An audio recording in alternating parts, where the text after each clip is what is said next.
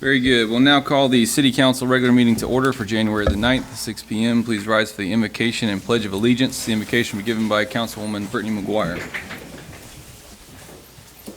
Dear Lord, I'd like to thank you for this evening. Thank you for all of the folks who came out tonight to hear the different items on the agenda. And Lord, I'm asking you to give us wisdom, give us peace as we go throughout tonight to make the best decisions for our city. And Lord, I'm asking you to go with each and every one of us and our family and our friends, protect us, keep us healthy, keep us safe. In Jesus' name, amen. Amen. I pledge allegiance to the flag of the United States of America and to the republic for which it stands, one nation, under God, indivisible, with liberty and justice for all. You may be seated. Madam Clerk, if you'll please call the roll. Yes, sir. Councilmember McGuire. Here. Councilmember McCure. Here. Councilmember Taylor. Here. Deputy Mayor Bernard. Here. Mayor Anderson. Here. We have a quorum.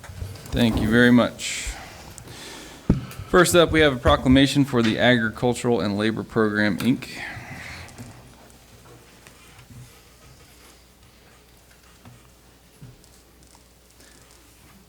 I can do it. Whereas the Agricultural and Labor Program, Inc., ALPI, is a private, nonprofit, community-based organization that has been helping people and changing lives since 1968. Whereas the theme for the 55th annual corporate meeting is Legacy of Leadership with purpose and positive results. Whereas the ALPI provides community services that make a profound and lasting difference in the lives of children, families, farm workers, including Head Start, Early Head Start, and Child Development Services. Whereas the realized outcomes in 2022 were 13,723 families served with energy assistance, 804 seniors with the Elderly Home Energy Assistance Program, 877 children enrolled in Head Start and Early Head Start, 24 families received job training, 57 affordable housing units were successfully maintained, 260,043 meals were served, 11 individuals obtained a job, and 23 received vocational training. And whereas the City of Avon Park appreciates and supports the Agricultural and Labor Program, Inc., in their efforts to embrace change and empower people, now therefore I, Garrett Anderson, Mayor of the City of Avon Park, do hereby support and recognize the 28th day of January 2023 as the Agricultural and Labor Program, Inc. 55th Annual Corporate Year of Legacy of Leadership with Purpose and Positive Results. All right. Moving on, we have item number 5. This will be a presentation by Renaissance Planning and FDOT. I see a gentleman walking forward. If you will, come to the podium, give your name and organization, and take it away. You'll need to hit the button right Is the little light on the microphone there? on the microphone. Okay. Good evening. Great to be here. Good evening. Yes, sir. We're looking forward to partnering with you. So I'm Frank Kalpakis with Renaissance Planning. I'm representing FDOT District 1. Roxanne Lake is here on behalf of FDOT District 1. And I'm going to present a lane repurposing project on State Road 17, evaluation that we're going to conduct, and we're really excited about the project, the opportunity for the city, and hopefully it'll help you achieve your economic development goals, your placemaking goals, moving traffic efficiently through the city. So we're really excited about it. Thank you for being here. Glad to have you. Okay. I guess you'll advance my slides. Okay, you can go to the next one. So I'm going to talk a little bit about the project purpose, little geographic context, the approach that we're going to take, which is really going to involve the community, supported by an analytical framework as well, and go over the schedule Okay. with you. So the purpose is to evaluate repurposing one of the lanes on State Road 17 to potential on-street parking, bicycle facility, landscaping, enhanced pedestrian facilities, and those types of things. We're going to integrate, as I said, community perspectives into the design. We really want to listen to the community, get as many perspectives as we can, to ensure that the strategies that we may identify align with the community goals. And we're going to define up to three potential project concepts. We're going to evaluate those to make sure that they operate efficiently. You know, we're not slowing down traffic too much and just making sure that traffic flows well, but we're also achieving other broader goals for the downtown, which I love. I haven't been here in a while. I've driven through it several times, and I think the fabric that you have on the corridor, particularly in downtown, is really nice. It's got great bones, tons of potential. Thank you. Next slide. Okay, geographic. So this is the core. We're looking at the one-way couplets through downtown from 27 to Delaney. Next slide. Mentioned a little bit, you got a diverse character. Yeah, like the lake has a lot of potential too. So we're going to really take a good look at this corridor and try to identify some opportunities for the city. And even broader within the region, we want to make sure that anything we're doing is connected with a regional system so that it's very in line with other kind of travel demands and patterns in the corridor. But we need to look beyond just the corridor itself. Next slide. So this is in advance of a 3R project, which is a resurfacing rehabilitation,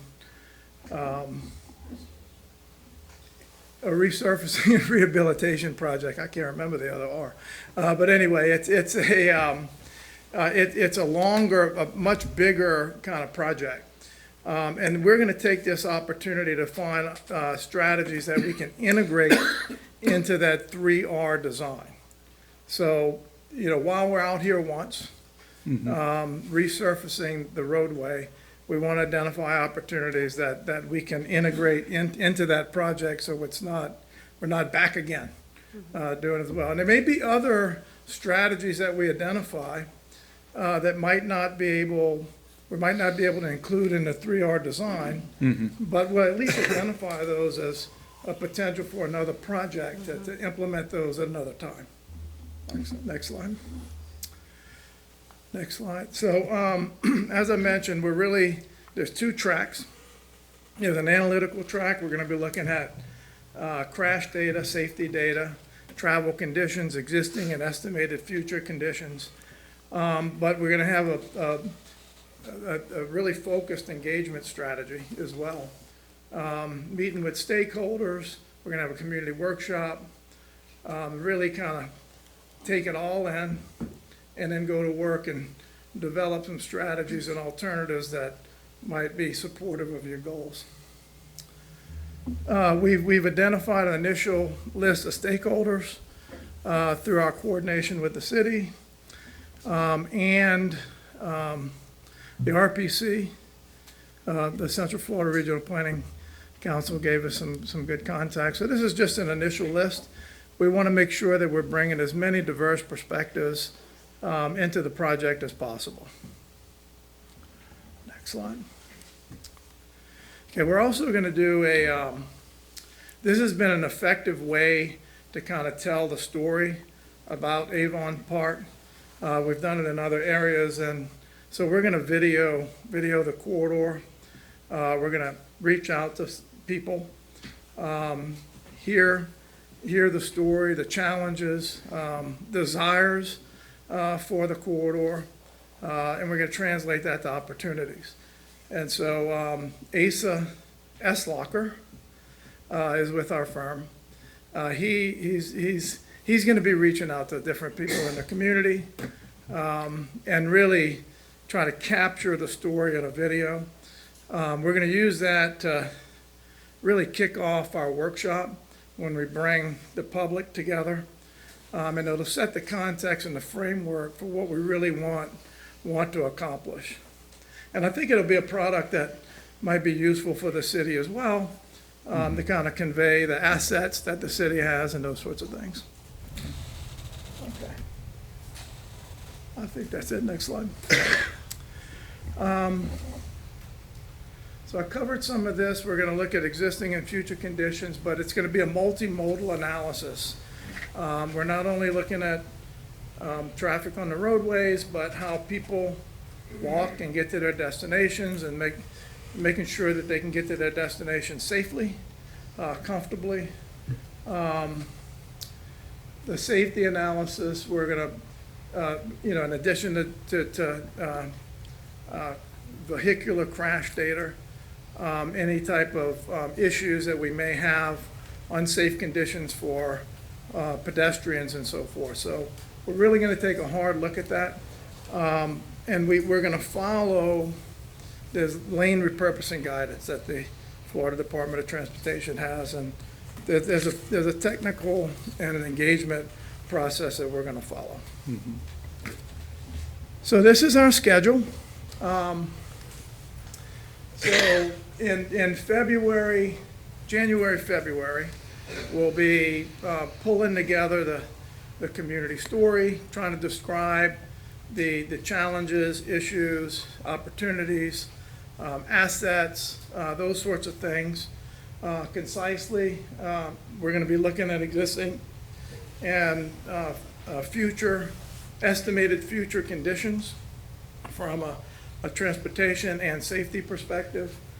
We're going to have a community workshop in March, so we're hoping to find a good location that's very accessible.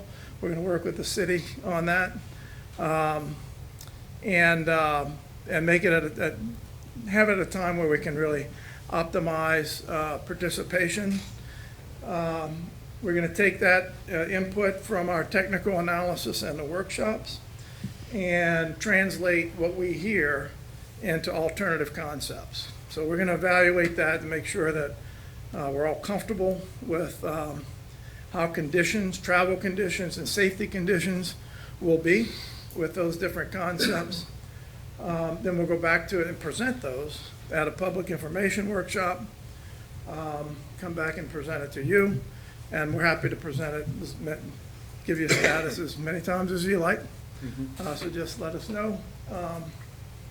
And then we'll put together a lane repurposing concept report. Excellent. And that's our project. We need to be done by the end of May. And what's important about that is the design for the 3R project, I believe, starts in July. So we want to make sure that we're comfortable with the strategies that we might integrate into that design project. Next slide. So that's it. Excellent. Okay. Well, thank you very much. A couple questions I do have for you. The boundaries of the project, north and south, obviously Main Street runs east and west. So is it strictly just for the lanes themselves? Does it go beyond that for any drainage or anything like that? Good or? question. We're going to look out a little bit beyond the corridor, Okay. because we want to understand where people are, how they access the corridor, Mm-hmm. if there's any kind of destinations that we have off the corridor.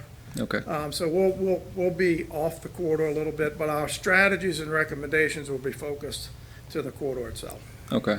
So could this possibly include, beefing up or rehabbing some of the roads that lead to Main Street, is what you're telling me?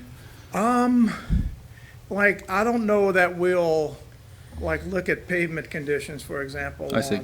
On local streets that, or connect to State Road 17. More just for But Main Street and its But if intersections. we, in our evaluation, this Mm-hmm. often happens, we'll find, in our investigation, and we see something, and we're like, Mhm. we need to make everybody aware of this. Yeah. Because it may be, and we may suggest, this is a strategy that we might be able to implement here. Okay. So, we're gonna do our best to really look at it comprehensively, Excellent. yeah. Excellent. And your experience, does this 3R program ever get into actually moving curbs or rehabbing curbs, or is it strictly just for the lanes themselves? It could be. Okay. It could, for example, we don't know, but Mhm. it's possible. Mhm. It's possible if we decide that we needed wider sidewalks, or, we wanted to implement, some type of streetscaping or landscaping I see. in the corridor, then you might need to move a curb. Sure. But we'll look at that for sure. Sure. Obviously, the reason why I bring those questions up is just if we have a checklist of things that the city needs to do anyway, and so obviously if we're going to be ripping up roads or tearing up the ground in any way, then you might as well put in as much infrastructure as you possibly can Yeah. while it's open. You know, so Absolutely. Yeah. just trying to understand how in depth it goes. Yeah, that's definitely possible, Okay. for sure. Are you going to be taking into account that some restaurants are requesting outside seating on walkway? Is something you might want to consider when you do the reevaluation. And another thing is, you mentioned walking and biking, but micromobility. So I know that's very, Yep, I like it myself in Yeah. larger cities and use it. absolutely. Yeah, I like the idea of cafes outside. I think it brings an energy to the street and so we'll definitely look at those opportunities. We'll talk to some of those people. And yeah, we'll look at all kind of multimodal options, for sure. If, you know, the thing is like the demand too. You gotta think about like demand for it, and if it makes sense, absolutely. Sure. Any other questions for the gentleman? I have a couple of questions, and it may be too early, but is it gonna consist of both sides of SR 17? And for the people that sit in the audience, we commonly know that is Main Street, but Yeah, here Main is SR Street. I prefer 17. Main Street. Yes, sir. So is both sides or just one side? Both sides. Both sides. Does it consist of taking up any sidewalks? Is there gonna be any sidewalks that's gonna be moved on either, moved or I mean, permanently on either side? potentially, what we're gonna do is, we're gonna gain as much input like this, Uh-huh. about what the needs are, what issues we might have, some challenges, the vision and desire for the corridor. And we'll develop like some street sketches Okay, that show opportunity. okay. I think those are great ideas. And so some of these strategies will be implemented within the 3R project. You know, there's only so much you can do within the 3R, like, but then there's other projects. We want to make sure that we're comprehensive and like, here's a strategy that we may be able to implement later. You know, outside of this 3R project where the design is going to be developed in July, you know, starting in July, so. So if the design is gonna be starting in July, when would the project be complete? I think the, Or estimate? Takes about 18 months for design. 18 months. 14 to 18 months for design. So, Yes, please. And if you will, start out by including your name there. Roxanne Lake, DOT. Okay? Just kind of go back to a couple of the questions. Is the lane repurposing is not to move curb. It's basically to work with what we have. With the design coming through, they'll look at the side roads and the drainage and any other opportunities they have. I know there's limited funding when it comes to resurfacing, and they make us stick to just resurfacing. But if they see issues, you know, that's a good time to bring that up. If you're looking at side roads that may need to be fixed, or, you know, the drainage has always been a big issue. It's just so expensive for drainage, but it's the opportunity then to talk with the project manager Sure. who's going to be doing the resurfacing project. That's the best time, and I can find out who it is tomorrow and have them reached out to you guys. Very good. So, Okay. Any other questions for him? So I just need clarification on one thing. So from this point on, start to finish, should this go through, completion would be 12 to 18 months, you said? design. For this evaluation, Oh, okay, no, I'm talking about, Oh, should the- this the- whole thing go through the repurposing and everything? When you start a project like that, what is the completion time on a project like that? okay, usually when we say resurfacing, we start design, we try to give 2 years between design and construction. 2 years. Whether there's right of way. Usually takes 14 to 18 months, give or take, and if it's just a basic resurfacing, usually 14 months.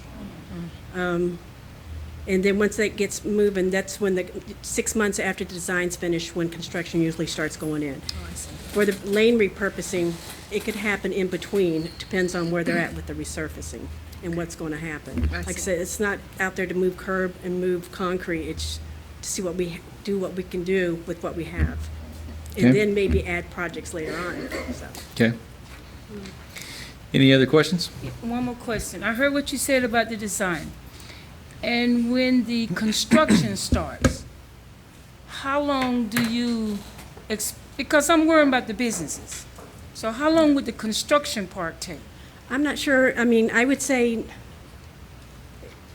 it's hard to tell, it depends on, Estimate. yeah, 9, 12 months, maybe 9 It months. has to do with the length of the corridor. Yeah. Huge. So Right. this is one segment of the corridor. I don't know what the, you know, the phasing is for the whole corridor. You're not going to know until you know the depth of the Right. project. Right. So, If I knew who the project manager was right now, I could, probably reach out to him in an email, but right. that's the person, we're not working with the resurfacing design part. We're just giving them information to try to add to the resurfacing design. Right. I will get you that information, have them reach out to you guys. By the end of the study, we should have a much better idea, right? Yeah. Yeah. But yeah, I'll have the project manager reach out to you guys with an email so you can reach out to him or her Very and good. ask questions. Any other questions? Seeing none, I thank you very much for your time. Thank you for being here, and we look forward to seeing what you guys have to say. Thank you. We're looking forward to working with you, for sure. Thank you. Very good. All right, take care. All right, up next, we have the consent agenda. This will be the minutes from December the 12th, 2022. Do we have a motion? I'll make a motion to approve C6 for the minutes of December 12th. Do we have a second? Second. We have a motion and a second. Do we have any questions or changes? Seeing none, please call the roll. Councilmember McGuire? Yes. Councilmember McCure? Yes. Councilmember Taylor? Yes. Deputy Mayor Bernard? Yes. Mayor Anderson? Yes. Motion passes. Thank you. Item number 7, we have, this will be a public hearing for the second reading of ordinance number 20-2022. An ordinance of the City of Avon Park, Florida, providing for recitals as to the council intent, amending the city code section 98-238 by adding provisions for master wastewater meters for some forms of use, and providing for wastewater billing to be based on such wastewater meter rather than water meters. Providing for initial rates for master wastewater meters, providing for codification and repeal of conflicting codes, ordinances, and resolutions, providing for severability, and providing for an effective date. As you recall, this is, and I guess the impetus here is the Nucor system, which is, they have wells on site. So anything that you register on the meter, the water meter, is not going to be accurately reflect what they're doing on site and sending us as wastewater, because there's so much, well water that's being used for industrial purposes on site. But there will be other situations where this will be appropriate as well, such as subdivisions that want to keep private roads and so on. They'll have a master meter, and we'll meter them based on that as well. So that's pretty much it in a nutshell. Okay. As I said, this will be the second reading, therefore a public hearing. So public hearing for ordinance number 20-2022 is now open. Anyone wishing to ask any questions or voice any concerns can now do so. Don't all jump at once. Okay, seeing no, you have a question about this ordinance, sir? If you do, you have to do it at the microphone there. Okay. Seeing no questions, public hearing for ordinance number 20-2022 is now closed. We'll be looking for a motion. I make a motion we approve ordinance number 20-2022, please. Okay, do we have a second? Second. We have a motion and a second. Council have any questions or concerns? Seeing none, we'll call the roll. Councilmember McGuire? Yes. Councilmember McCure? Yes. Councilmember Taylor? Yes. Deputy Mayor Bernard? Yes. Mayor Anderson? Yes. Motion passes. Thank you. Item number 8, this will be the first reading for ordinance number 1-2023. It's an ordinance vacating and closing a platted roadway never used by the public located at the city of Avon Park, Florida, at the request of adjacent owner Boston Mining Company, providing for an effective date. This is Justin Ham, the engineer for the developer that made the request for the closure, which goes through a grove. He'll show you more about it.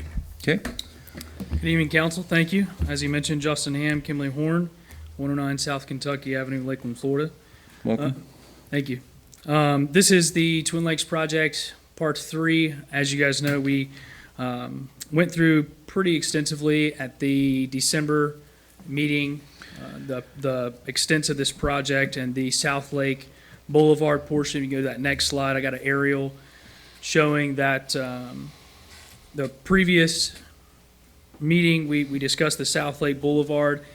In discussion with Jerry and team, there were two other right-of-ways that we were looking to vacate as a part of this project that are both unused in order to keep everything concise and simplified to just the South Lake closing.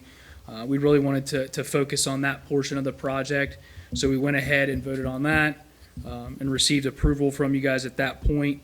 And so now we're here requesting the vacation of the platted unused right-of-way that's located in that picture there. And then if you go to the next slide, you can see a little bit more of a detailed version. You can see the green portion that was previously approved, along with the force main easement that we're looking to provide.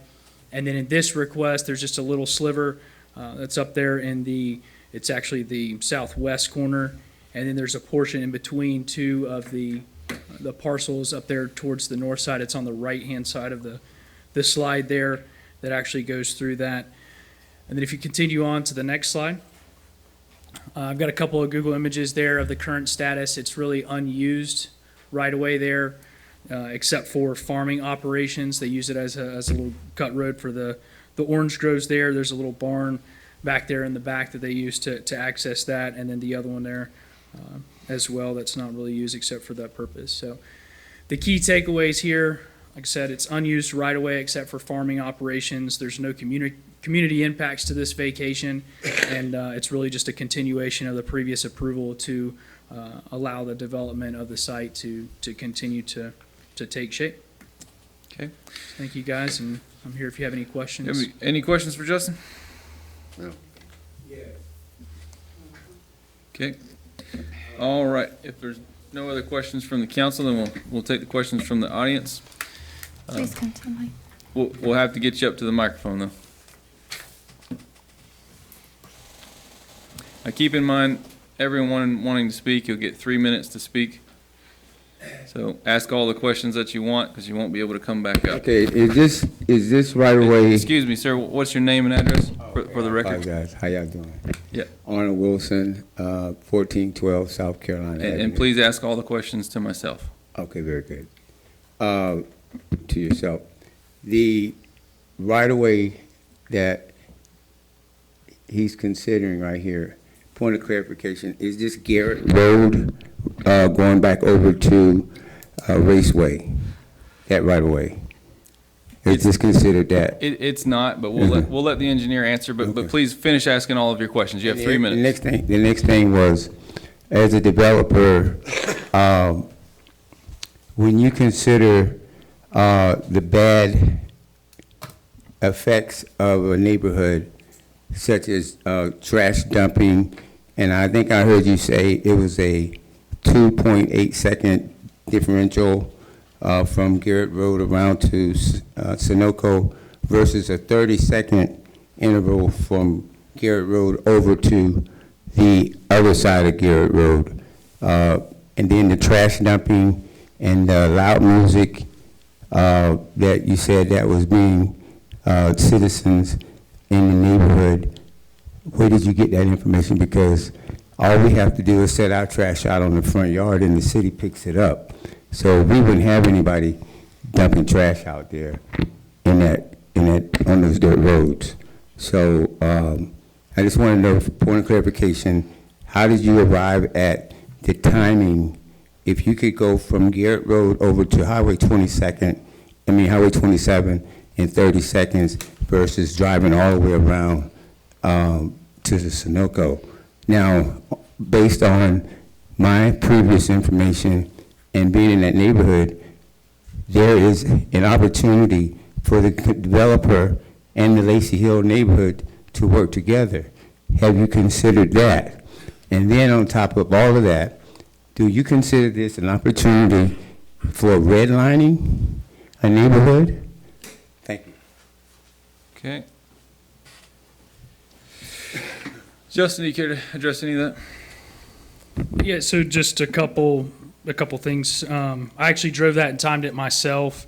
And then as far as the dumping, those were based off of pictures, but I also want to just remind everybody that that was from the previous meeting and everything's already been approved and we've moved on. And in regards to this, this is an unused right This of way. is a totally So completely different separate. right of way Yeah, than yeah, what completely was different discussed right-of-way. previously. Mhm. Okay. All right, any other questions? Yes, ma'am. Just as the gentleman before, please give your name and address for the record in the microphone there.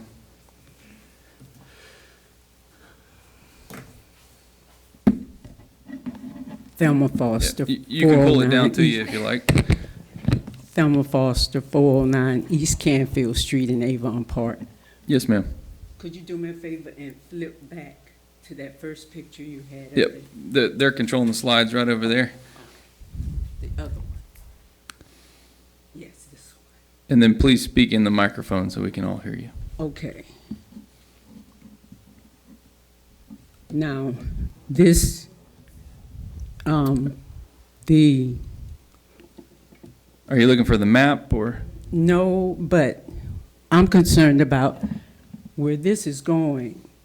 He's talking about taking the road and having it eliminated. So the Shell Rock Road that you can drive through there currently, that right of way was vacated at our last meeting. So that's going to be closed. This is two different right of ways.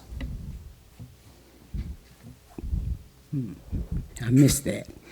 If you pull that map, do you have the slide of the map? So this is the one that you're referring to. That one's already been approved to be vacated, and these are the two that were requested to be vacated that aren't used. I missed that because that road, I won't be able to go fishing anymore. No, you can still go fishing. The road that has the boat ramp on it is not part of this. The boat ramp still exists. You can still access the boat ramp. You just have to access it from 27. There's a U shape there that goes around that gas station. If you're familiar, there's a road to the north and a road to the south of that gas station. The one on to the south is the one that goes directly to that boat ramp. So you can still go right down there. It's a county maintained boat ramp. No issue. Okay. So how did he get that property, that land? I mean, that road?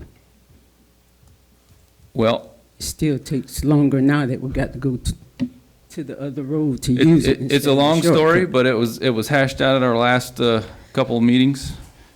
Pretty in depth, but long story short, basically that road was owned by the county. This property was annexed some years ago. Eventually, it was discovered that the county still owned it. They needed to give it to the city because it was now in the city. The city doesn't have any other dirt roads that we maintain. This property owner wanted to develop this property. They requested that we close the road. Ultimately, it was voted in the best interest to do so, and that's what happened. Okay, thank you. That's the short version. All right, anyone else wishing to speak on this issue?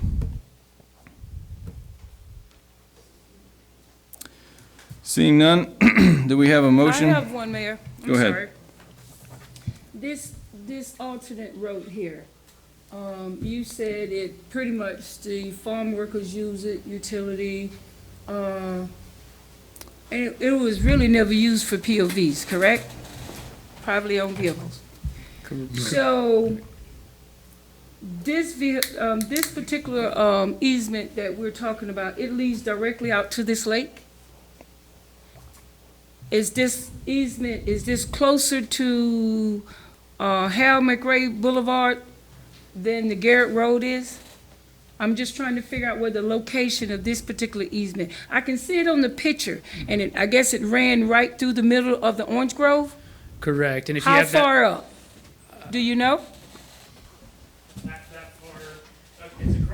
So when you come out to the other end, that's the Lake Anoka. Correct.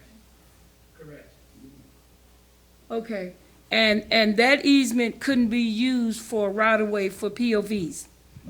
Now No. that you're cutting off Garrett Road, that easement couldn't be used for the residents in that community to travel through? Now that you cutting off one?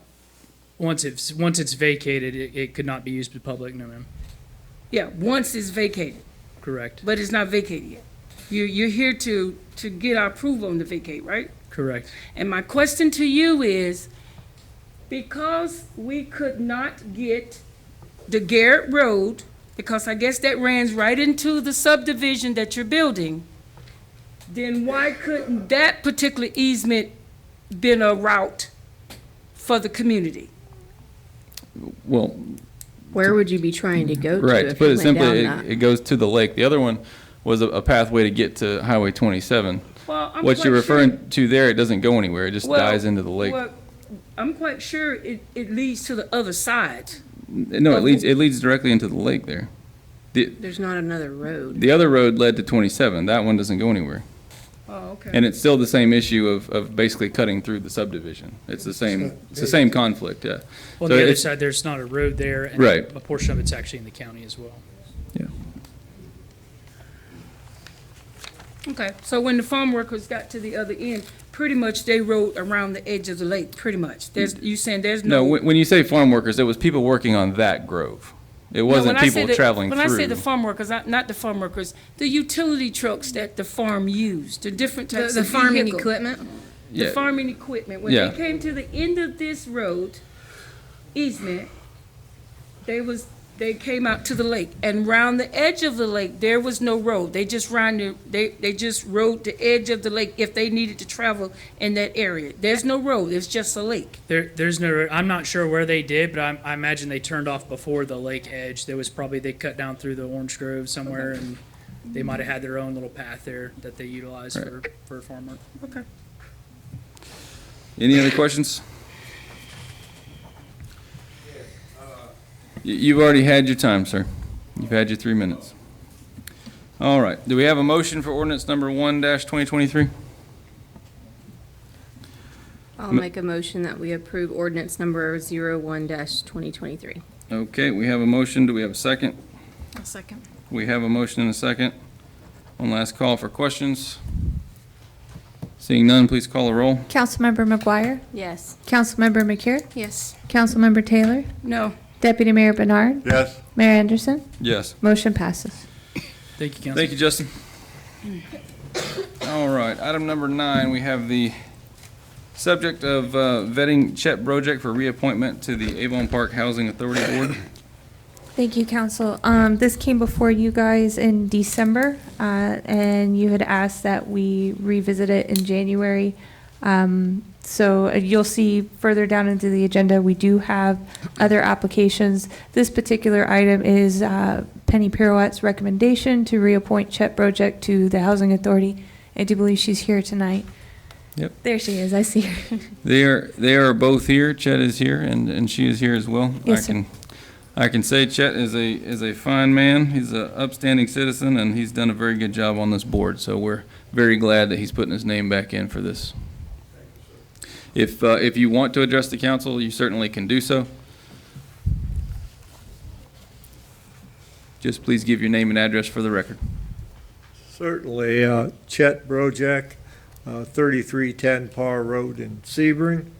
It's been a pleasure to serve for 12 years now on the Housing Authority Board. I've served with 3 executive directors there, and my concern and love for Avon Park motivates me to do at least 2 more years before hanging up my service. So I thank the council for their consideration. We thank you, sir. All right, do we have a motion? I'll make a motion that, I have some questions. Okay. What is your question? My question is, and this is directly at you, Mayor. Okay. last year, I can go back August, September, when we sat down and discussed, you Okay. brought it up, and I think most of these councils up here agreed. You would like to see this city, Avon Park, go in a direction that I guess it hasn't been going. You know, you want some new, fresh ideas in here on the table. Okay. I know Chet Brojack, he used to be my athletic director. I coach basketball. I was the coach at Avon Park High School. So Okay. I know him very well. But I think it's time that we put some new, fresh ideas on the table, not just on the planning and zoning board, but all the boards. And I thought that's what you and us, we had agreed on. Although we may know the individuals and some of them may be our friends. But I think it's time that Avon Park goes into a total new direction than where we've been going. And like he said, he's done 12 years. Yep. I think it's time for Coach Brojack to give somebody else an opportunity. Yeah, personally, I think he's a very forward-thinking individual, and I mean, you're absolutely entitled to your opinion, but I think he's absolutely the best person for the job. I think that he's had some of the more innovative ideas of any person that I've seen on that board. I did have an opportunity to be a liaison to that board for several years, and I always appreciated the opinions that he had, and I thought that he really had Avon Park's best interest in mind, and I thought that, you know, like I said, some of the things that he came up with was more insightful and innovative than anyone else did at the time. So I really appreciate him for his service, and I thank you for your question. Any other questions? So, yes, my question is, so we're not trying to bring new, fresh ideas?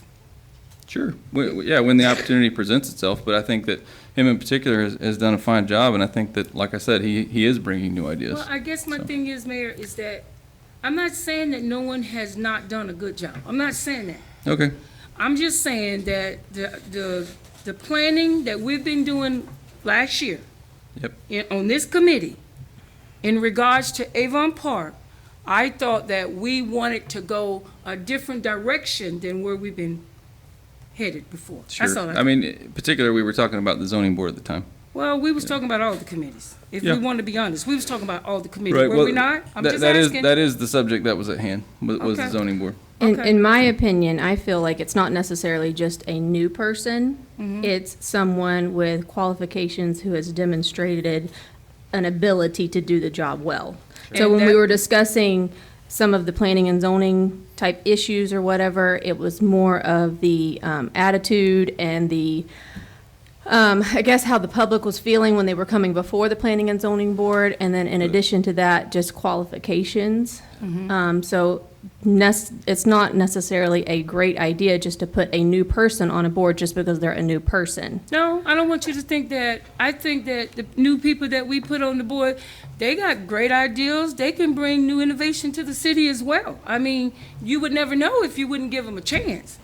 I just think that if you got somebody that's been sitting on the board for 12 years, it's time to give somebody else a chance. I mean, I get it. He wants to spend 2 more years. And then if we look at the next person, he wants to spend 4 years and give me another term of 4 years. And then some kind of way, these people get bored. Oh, you're not interested in me bringing new ideas to the table. You're more interested in keeping what's on the table. Well, I believe that the community is welcome to attend any of these meetings. So I Okay, would they do. definitely encourage the community to come out to each of these meetings. However, when there is someone that has been in charge of or been on a board and they have done a good job, I haven't heard any complaints. I think Sure. Shelley's you're the liaison now. Maybe you could shed some lights on how the meetings have gone. But I feel like if we have somebody that is qualified, that is willing to continue, Right. then that's the direction we Yep. should go. And besides all that, there's a vacant position open. So no matter what, someone new will be appointed tonight, actually. There's another expiration in February of 2023, which is just right around the corner. And then in 2024, you've got 3 positions that'll be coming up. So plenty of opportunity. Well, actually, there's 2 coming open in February. I see 1. So, any other questions? Seeing none, is there a motion? I'll make a motion that we reappoint Chet Brojack to the Avon Park Housing Authority Board. Do we have a second? I'll second. We have a motion and a second. Last call for questions. Seeing none, please call the roll. Councilmember McGuire? Yes. Councilmember McCure? Yes. Councilmember Taylor? No. Deputy Mayor Bernard? Yes. Mayor Anderson? Yes. Motion passes. Okay. Item number 10, we have the council to vet 8 applicants requesting to be appointed to the Avon Park Housing Authority. Chrissy, anything else? I just wanted to make an announcement. Miss Wells was unable to attend due to an emergency, and Miss Johnson as well is not well, so she wasn't able to attend, but both really wanted to be here. I think the references kind of speak for themselves, and I'm happy to answer any questions about the process. Okay. Do you have any questions for Chrissy about the process, or? No. Okay, Mayor, can I add something? please. It was also brought to my attention this morning, I got with Chrissy, there's some of them on here that also put in for the Southside CRA, which we do have one position, alternate open there, that you might want to fill tonight. Okay. So maybe somebody that doesn't get this position. Okay.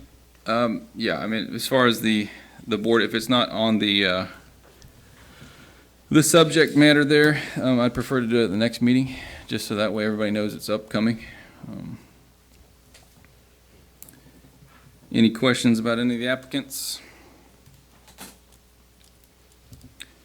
Seeing none, do we have any recommendations? I would like to recommend Carmelo, and forgive me for the last name, Pinheiro, possibly. I was going through his references, which Penny was one of them, but just basically he, according to the references, has worked a long time with the APHA, so it feels like he has definitely the basis. He's been at all of the meetings, so he knows as far as the structure and things like that. The other thing that they said about him is that he brings new ideas to the table, like you were talking about, Bernice, for money savings and efficiency, always a good thing. They also touted his strong leadership skills, honest, hardworking, knows the inner workings of it, which can always save time if they know how everything works as far as implementing those new ideas. I feel like he would be a good fit just based on references. Is that a motion? Yes, that's a motion. Do we have a second? Mayor, do I get to ever say anything before a Sure. motion is put in place? You can ask any questions. However, the councilwoman has I made a mean, motion. you got all these people put in an Bernice, application out Bernice, here. listen, a motion's been made, so we have to ask the question of, is there a second? If there is no second, then the motion will die for lack of second. I'll second. Okay, we have a motion and a second. Now, please, ask any questions you like. I mean, you got all these applicants that's out here. You got Ms. McGuire recommend one person, and we want to put in a motion? Is that how that works? So the councilwoman made a motion. You could have just as easily made a motion, Well, you don't but you even chose give me not the to. opportunity to say if I recommend anybody on the list. She got the opportunity to say who she recommend. Who do you recommend? Every one of them that put their application in. Is- Everybody should be looked at, that and not possibly just be? for her. Could that possibly be that you're one of the references on every one? No, I'm not the reference on all of them, but I'm a reference on just- 3 of them. Okay, okay. Just curious. Anything else? Yeah, I would like to recommend Miss Lisa Pugh. Okay. She lived in the housing authority when she was a young girl growing up. She know what it feel like to live in the housing authority. She know what it feel like to live by those rules. I think she can make great decisions on people that, low-income people who using the housing authority as a stepping stone Okay. to one day own ownership. She lived that type of life. And so I would recommend her. I would recommend Miss Ann Foster. She too lived in the project. She know what it feel like to live in that community, that same community. She know what that feel like. They too have jobs that leadership, supervisory skills, and all of that. I mean, honest people, know the area, know the people, know the rules. Okay. So this Pinheiro guy is not the only one. There's others that's on the list that got just come to the table with just as much highly recommendation as one. Okay. Very good. So we have a motion and a second. Is there any other questions? The only comment that I have for Mr. Pinero is the fact that I've always thought that if somebody runs for a position in the city, whether it's an electable position or serving on a board, I prefer somebody who wants to be active in that position by attending meetings on a regular basis. It's very difficult for me to try to support somebody that doesn't show up to any meetings of any kind, and all of a sudden they decide there's an opening, so I'm going to run for that position, and that kind of tells me, well, what kind of experience do you have? Because unless you read the newspaper, which is limited, you don't really know exactly what's going on within the city. And this is the one gentleman that has worked in there and has attended the meetings on a regular basis, and that is the reason why I second him, because he's got the experience and the knowledge of really what's going on within there, and he's also a veteran. So there is a lot of other names on there that a lot of people that I know their names that are probably are good people, and they may do a good job too. And it's a difficult situation, but we all have to pick somebody, and that's the reason why I second him. I think the fact that he's willing to attend the meetings, he proved that he wants the job. And as far as I know, nobody else on here has been to any of the meetings because it didn't say so in their comments. So that's the only reason why I second his position. Yeah, I mean, I think it's been a very long time since we've had 8 applicants for one position of any board. So, I mean, I think that we're heading in the right direction. I think it's definitely a positive thing. And, I'm very thankful that there's that many people that are even willing to put their name in for a position. So, Mayor, can I say something to that point? Yep. I went in and talked to Mark this morning. Okay. When these individuals put in their application, if you look at their application, they didn't just put in their application for the housing authority. Yet it was written up on the agenda as if that was the only one that. He literally just said that wasn't the only board that they were applying for, and on their application. What I'm saying is as you look at the agenda, you would think that you got some of them put in for the police pension board. Sure. You have some of them put in for CRA, and you had some of them put in for the housing. But the way it's written up on this agenda, as if 8 applicants put in for one position on the housing, and so you don't want to address the rest of them because of the way it was written on the agenda, and that's what you just said. No, We'll worry about the. Okay. All right. We'll talk about the CRA. You want to deal with what's on the agenda tonight? Isn't that what you just said? Sure. Yeah. But I want to bring it to your attention that that's the way it was written on here. Okay. But well, clearly you didn't listen to the previous conversation, because the city manager clearly stated that they wanted to apply for other boards. So he made note of that. I said at our next meeting, we'll bring up the CRA board. If there's additional boards to that, then we'll bring that up at the next meeting as well.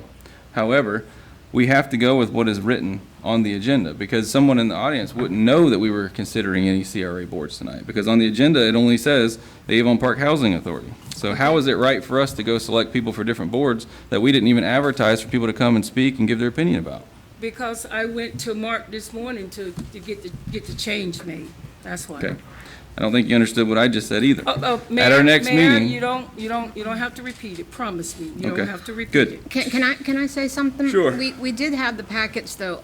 To be fair and to be honest, we did have these on Thursday, I think it was. Thursday or Friday? There would have been opportunity at that time to have them change it before tonight. I didn't say tonight. It's a No, non. I'm just asking you, right? It's a non-issue because we're gonna be bringing it up at our next meeting. So nobody's being put out. Everyone has their equal chance. It's not an issue. Okay. So, is the young man here tonight? Is the young man here tonight, Mr. Pinero? Sir, do you have questions for him? No, I mean, that's the reason why we wanted them to come. We said we wasn't gonna allow people to just be put on the list without coming before the council. Do you have a question for him? Yes, I have some questions for Okay. him. Mr. Pinero, would you like to come up? As it comes up, the other comment I'd like to make is the fact that because there is so many people who volunteer their job, which first of all, I say thank you. It's really nice to see that people are interested in this position as well as other boards. So for those who put their name in, I say thank you. And one of the Absolutely. situations I look at is to try to figure out which one to pick, because I didn't make any reference to any of them.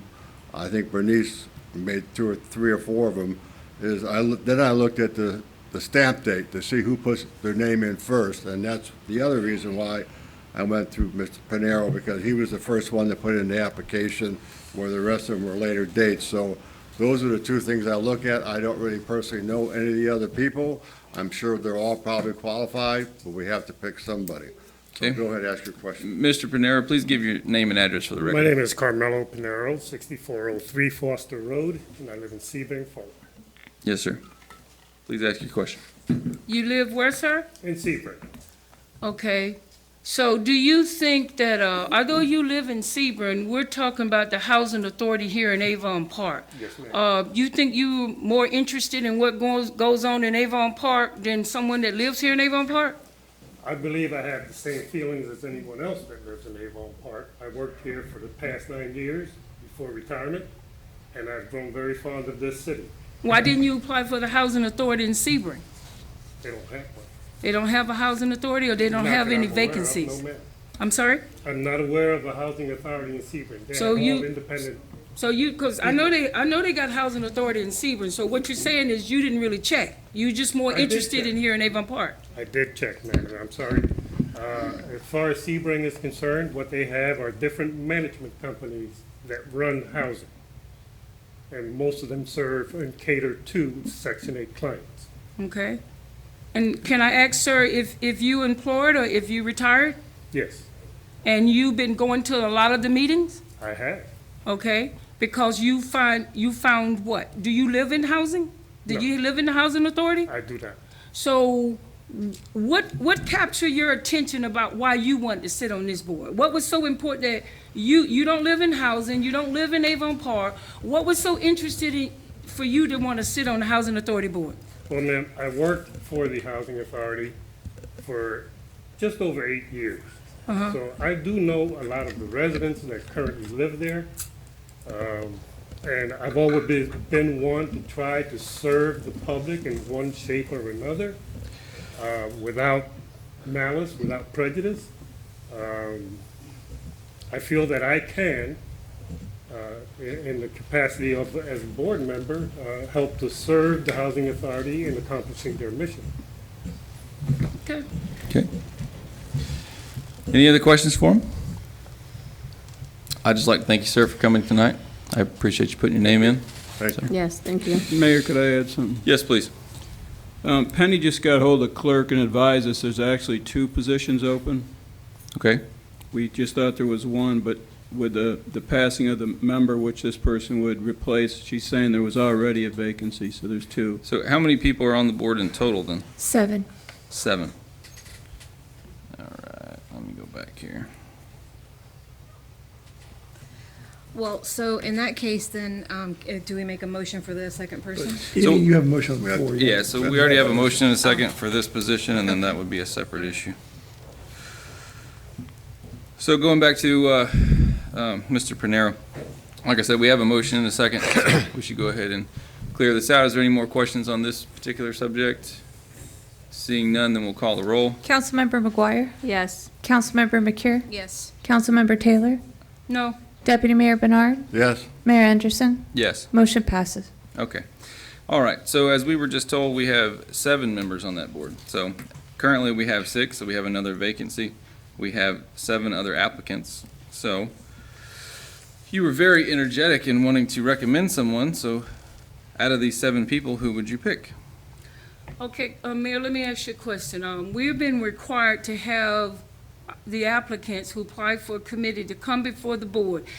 If you're not gonna bring them up to the podium and ask them about themselves, what's the purpose of having them to come to the board? I mean, I can recommend any one of them. I asked but you a you'd direct think you would- question of You would if you had think a you would at least want to hear what they gotta say, and then maybe we all can make a better sound It sounds like you're decision. more interested in arguing than you are in simply trying to forward the board. So what's your question? You know what? What's the My- question, My Mayor? question was, what is your recommendation? Well, I recommend for every last one of them, other than the one we just voted on, because they put in for it, and that showed me they had some interest in it. So I recommend all of them. Okay. Very helpful. Who wants to come up first? Right. Of the 7 applicants, are any present in this meeting, and would you like to come up to the podium? Please give your name and address for the record.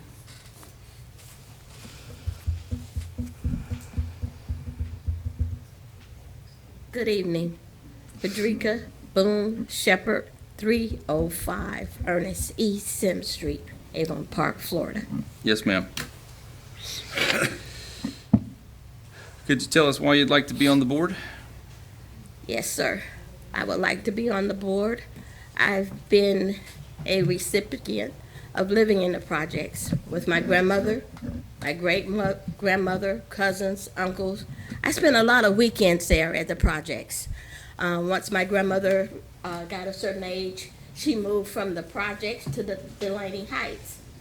There's a lot of things I learned there in the community, not just from my grandmother. I would come home from college, Weber College. Sometimes she would have a list of people that I could help, doing things for, maybe running errands, going to get dinner, packages, anything they needed me to do. And I want to continue that. Ma'am, what did you say that your name was again? Frederica Boone Shepherd. Shepherd. Okay, got it. Any other questions for Frederica? Ms. Boone, how long have you lived in the area? I'm sorry, Ms. Shepherd. I know you as Ms. Shepherd. How long have you lived in the area? In Avon Park? Yes, ma'am. 61 years. Amen. 61 years. I've left and always came back home. You believe that a person that lives in the community can best serve the community than somebody outside of the community? You believe, Yes. Do you believe that they have a better interest in the community than someone that lives outside of the community? Yes, ma'am. Okay. Okay.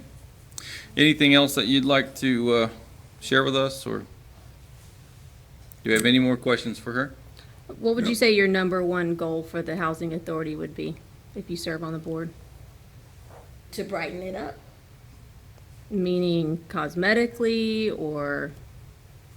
I wanted to brighten up, especially over on the Delaney Heights where the elderly are. I You spend a mean lot like of my time. landscaping and things like that? Landscaping. I spend a lot of my time over there with my grandmother, Teresa Gibbs, and she passed away over in that area. Okay, thank you. Thank you. Are you familiar with the different types of housing that the Housing Authority offers? Yes, With the different level of subsidies and everything from Section 8 to basically no subsidy, everything in between? I didn't mention that I was also one of the first recipients of Section 8. Okay. When it first got bought here to Avon Park. Okay. Any other questions for her? Nope. Glad you're here. Okay. If there's nothing else you'd like to share, then Thank you you may very sit down. much. Thank you. Any other applicants that are here tonight that would like to speak?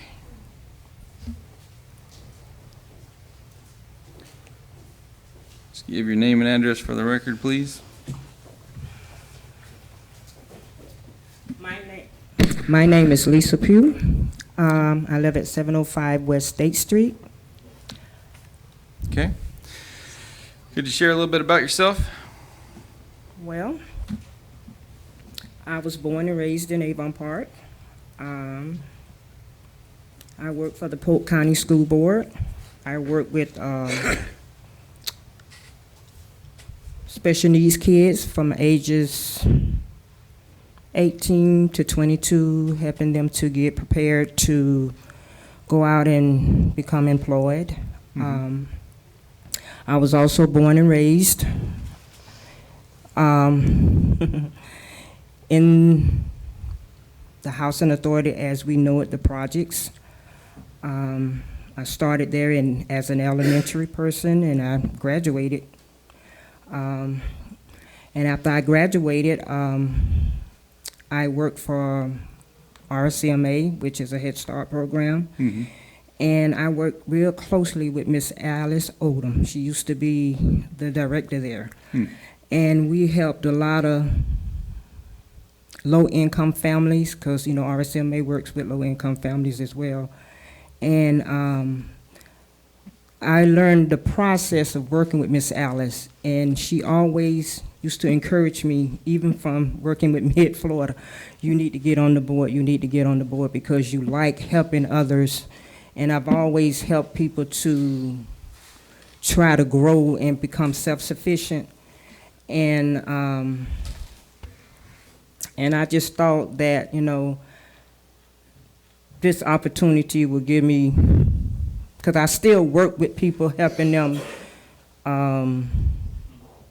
to help with resources and different things, but I just thought that this was a way for me to give back to the community. I mean, I do other things within the community, you know, but I wanted to kind of work on a city level. So that's kind of like why I applied. So coming from behind the scenes so I can actually help. Okay. So of the different types of housing that the Housing Authority offers, what do you think is actually the most helpful to the citizens? Do you think it's the partial subsidy? Do you think Section 8? What do you think is actually the best program they have? Section 8 is okay, but I think the other one is better. Okay. Because... Would you think that's because of the regulations involved, or? Yeah. Okay. And I talk to Alice a lot, and I know a lot of it comes from the top, you know, from Washington. Right. And I know you can't just change them locally, but, you know, you can kind of eat away at it until you can get to the point to where, you know, it's kind of balanced and we can get some kind of like organization Sure. within the program, because it's kind of like, and I'm not going in or trying to come in to change things. I'm just trying to bring new ideas and just try to help us to move forward in a positive way. That was going to be my next question, is if there's anything currently about the Housing Authority that you'd like to change. Well, not really, because I don't know it inside out. Only what you hear, but I don't judge that way. I like to be in the midst of it so I can judge it for myself and help in any way I can to kind of fix what's, you know, may need fixing. Do you have any development experience or anything with developing any properties or any real estate experience or anything? Not too much. I mean, I own property, but I've always had an interest in it, but I never pursued it. Sure. And the reason why I ask is just because that's a large part of what they do with the development board, is basically looking at, you know, different properties in Avon Park and surrounding areas of, you know, could this be developed into a Housing Authority property, or, you know, different things like that. I mean, I thought about stuff like that because I've always mentioned it to Bernice and some of the ones, Gerald, which is a classmate of mine, CRA, and I see property around the, you know, around the neighborhood, and I was always asking about it, like right up there on the hill on State Street. It used to be Orange Grove, and I was wondering, I was like, well, why can't they make that a park, or maybe some more housing for this end of the, because everything is on this end, maybe something up there, you know, because they got a big piece of property, and I figured that's probably CRA, I don't know, but, because I came to a few meetings and I hear them talk about CRA. I don't know a whole lot about it. I'm just kind of trying to learn as I go along, Sure. But I do have interest in, you know, trying to kind of balance it up. Sure. So how long did you say that you lived in Avon Park? Were you a I was born and lifelong? raised in Avon Born and Park, raised. Walker Memorial. Okay. Okay. All right. Any other questions for Ms. Poe? Nope. Great job. Thank you. Yeah. And I just want to add, I would love working with Mr. Brojack. That was my track coach. Okay. Yes. Very good. Thank you very much. Any other applicants that wish to speak? I don't see any other hands, but of the two interviews that we just had, I would say that. Here's one. Oh.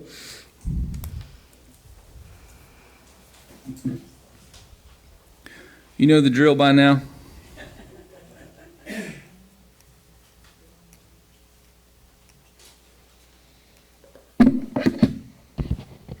Thelma Foster, 409 East Canfield Street, Avon Park.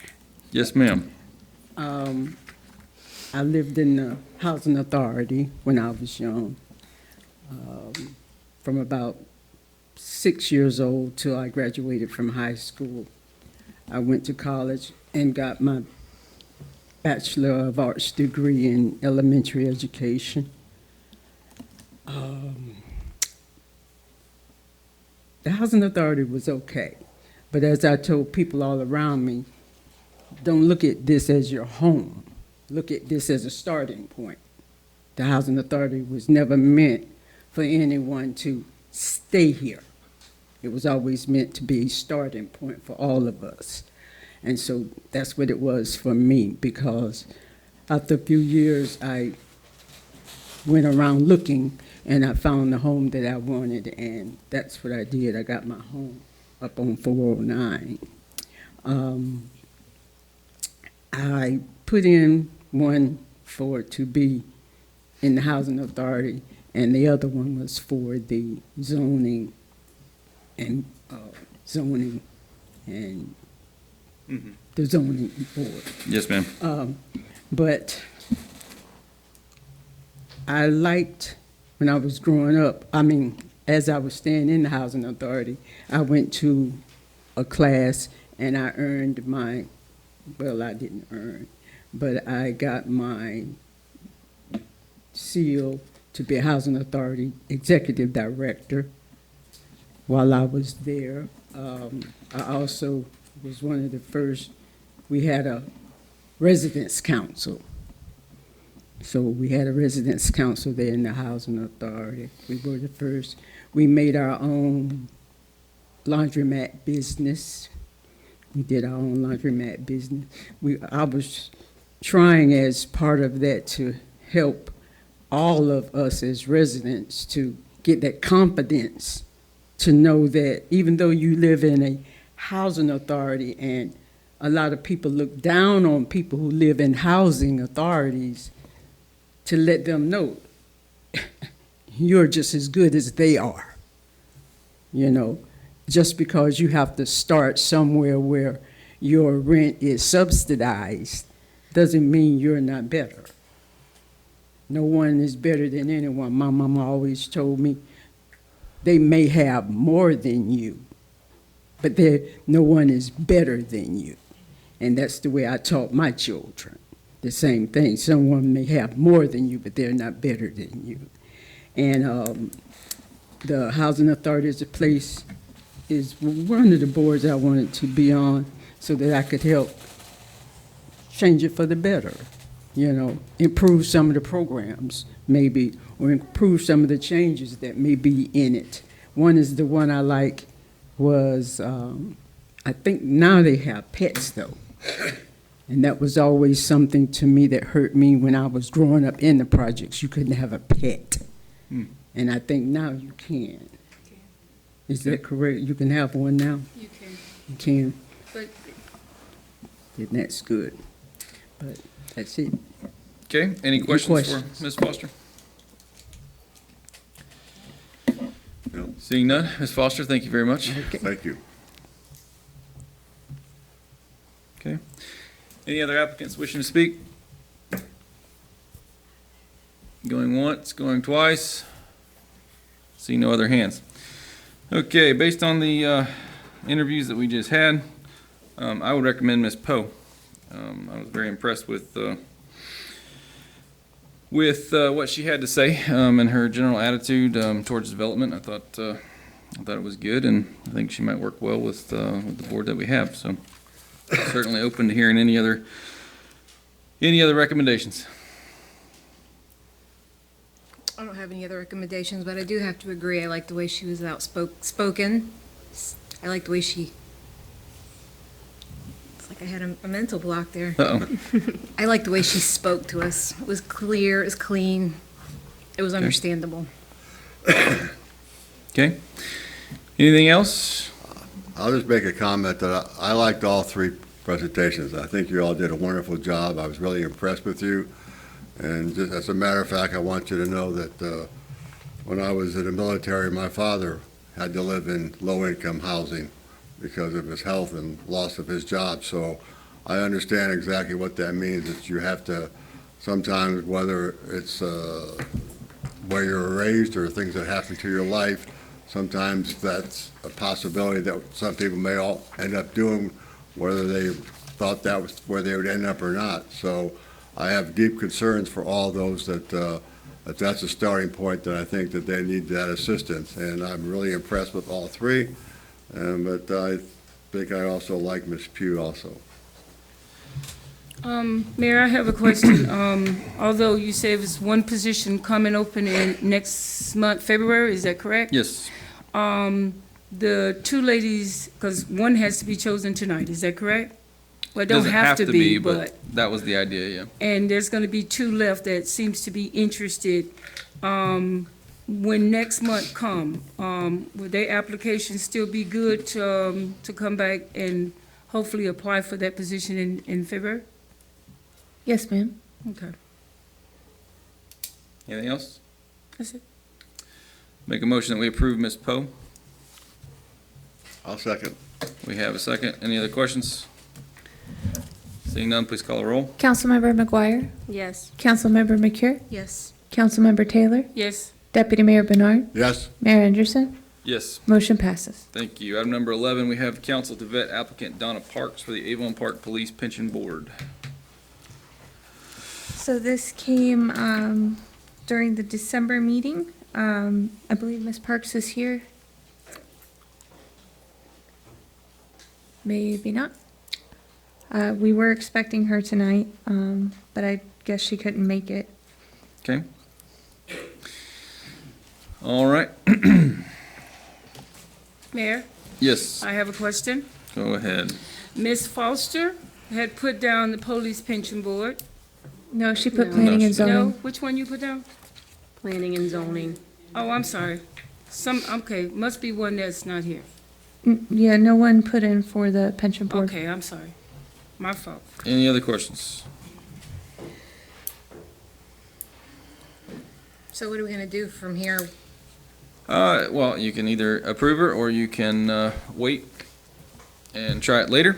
It's entirely up to the council. Well, the last time we was here, the reason why we didn't approve it because I think wasn't- they've been in Avon Park for two months. We didn't know anything about them, and we was requested that they come before the board like everybody else. I think that's a new thing we're starting out. And it makes sense to me. You get somebody from out of town, you don't even know who they are, and you're putting them on a board, especially something as police pension. You're putting them on a board, you don't even know nothing about them. At least lay your eyes on them. I agree. Let's hear them speak. Okay. Anyone wanting to speak on behalf of this issue? I did just want to mention, Ms. Parks has actually been a resident for a year. I know it's not much time, but I just Okay. thought it'd be fair to mention that. Okay. Anything else? Her references are very strong. I mean, I do agree it would have been nice for her to be here. I don't want to pass up someone that does have really good references that she does. That's my only thing. My advice would just be to put it off until our next meeting. At least by then, we would have enough time to call the references ourselves and, vet them out that way. I do just want to say I've not received any applications for the pension boards, neither the police or the fire pension board. This is the first one in quite a while. Yeah. Yeah. The subject matter can be a bit dry, to say the least. I can tell you that for sure. Okay. Well, having said that, please understand it's nothing negative about her. We would just like a little bit more time to look at it and invite her again to come to our next meeting so that we can lay eyes on her, as Bernice said. Okay, everyone in favor of tabling it till next meeting? Yes. Make a motion to table indefinitely. Well, no, it's a motion to postpone indefinitely. Make a motion to postpone indefinitely item number 11. Second. And If it was if needed. it's brought up at the next meeting, just put it in old business. Okay. So we have a motion and a second. Any questions on that motion? Seeing none, we'll call the roll. Councilmember McGuire? No. Councilmember McCure? Yes. Councilmember Taylor? It's a motion to table to our next meeting. Motion to table, yes. Deputy Mayor Bernard? Yes. Mayor Anderson? Yes. Motion passes. All right. Item number 12, we have the 2022 Code Enforcement Department's activity numbers. Mr. LaBelle, anything you'd like to point out about these numbers? I think it's pretty self-explanatory. I don't want to beat these into the ground, but Okay. I am very proud of the work that code enforcement's been doing. As you can see from the big thing there's actually two things on here that stick out. It's an increase of roughly 65% in productivity from 2021 to 2022. Those in the audience, I mean, I chart everything, all activity that we do in the city. 2021, we had 1,158 cases, or actions as I call them.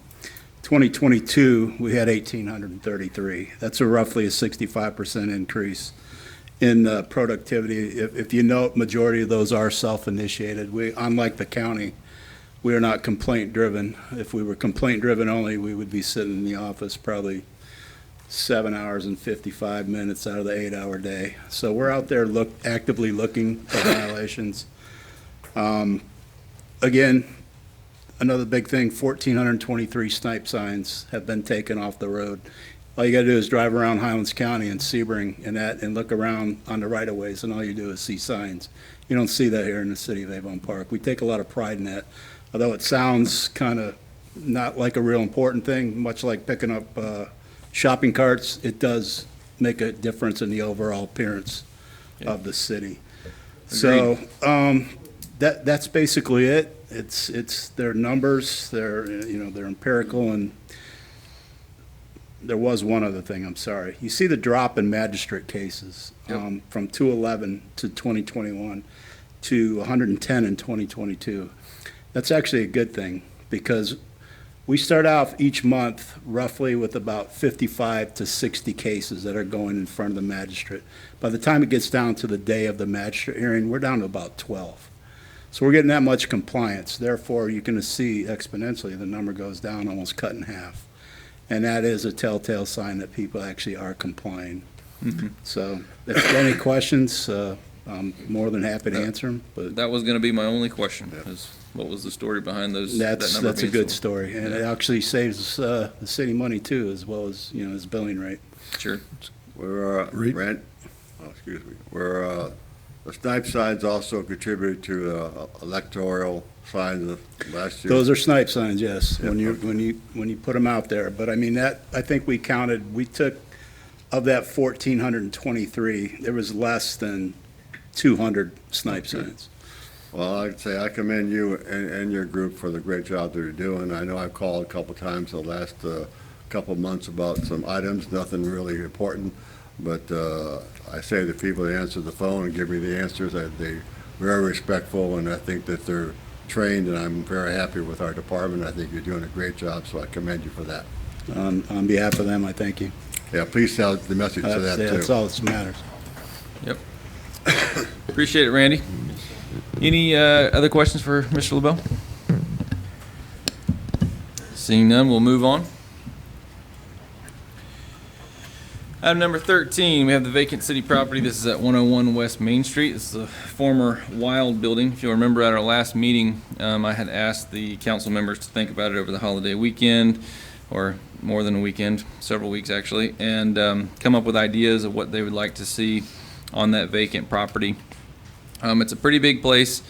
We had some community members, have voiced opinions saying they don't like that it's open, they don't like that it's bare.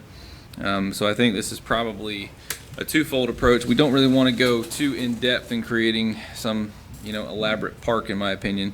And we would, as the city manager brought up again, actually want to put this out for RFP to any investors that want to build a building there. So we don't want to have a vacant spot on Main Street. We wanted to tear that building down that had already been condemned and hopefully have someone build a new building there.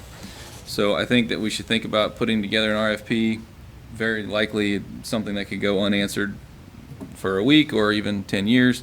But nevertheless, we need to have that package together, and then also think about what we'd like to fill that green space with. So I would ask Jerry, any advice on putting together an RFP for that? I think you kind of understand what we're after. Yeah, I think last time Mark and I worked together in putting that RFP together for the building. Yeah, actually, I already have the purchasing agent working on it. He'll get a draft up and get it to you. Okay. So is that something that we could probably vote on at our next meeting, or would it be thereafter, or sometime in the next couple months? I don't see why it couldn't be the next meeting. It's a matter of you considering what you want to do with more than us putting together the nuts and bolts, Mhm. of asking for it. Sure. Agreed. Okay. So perhaps at our next meeting, you could provide kind of an outline of maybe some options, or different ways to turn there. I mean, obviously we want to see a multi-story building there, with businesses on bottom and living or businesses upstairs. So, Well, you have the zoning characteristics for that particular area, and anything you could rezone it to. mhm, So you have quite a few options. right. The idea is to bring more traffic downtown and bring more people living downtown. So, Like walking type right. businesses. Foot traffic. Mm. Okay. As far as the green space goes, currently the city staff has planted grass there. It has been said that they do have irrigation to support trees or anything like that we want to do. It was suggested in the past that we put in maybe a couple park benches or something to that effect. We are going through this lane repurposing study, so I don't know if we want to wait until the outcome of that before we make any decisions, or if the council has any suggestions right now. I wouldn't mind seeing a couple things put out there, but now we're brought up the fact that I think that the best interest of the city is to try to move forward with selling the property to get another business on there. And other than putting a couple of benches or something, which I think there's a lot of things we could do with that, put up lights and maybe table, maybe even a checker table or things like this, Right. which may be nice and might be convenient and may be fun for a while, but at the same time, if we get somebody in another month or two that's all of a sudden says they want to buy the property and build a business there, then why do something with it? Why don't we just wait a couple of months to see what happens first? I probably wouldn't hold my breath on someone buying it in a couple months, but, well, it could happen. You never know, you may know somebody. You never know. I mean, if it's advertised and marketed the right way, you never know who could come along. Sure. Okay. So is it your suggestion to not do anything else with the green space, to leave it as is? Well, is it possible to just clean it up a little and make it presentable rather than just leave it a green space? I mean, something that's not horribly That's involved in cost? basically what we're asking Yeah. is, I think we should do that. trees, shrubs, what? But should somebody come along and want to, knock it out, you don't want to spend a whole lot of money to put something in there that's just going to get knocked over anyway. Exactly. Yeah. Yeah. So what's your suggestion of that? So that's what we're looking for. I think everybody's probably under that same understanding and that same, general agreement. It's just, we got to know what that looks like. I don't know. I I mean, think the only we should just recommend, clean it up. yeah, the only recommendation I would make is maybe if we had some type of a hedge or something along the back that kind of, to where you didn't see all of the industrial stuff right behind it. Mhm. If Yeah, we I had like a that hedge idea. along the back, and then Yep. you could have a couple of benches, maybe make it cozier Mhm. as far as the downtown.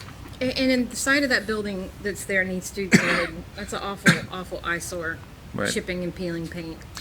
Yeah, as I expressed to the city manager last week, that property owner, I've personally talked to him several times. My business is just right down the way from him.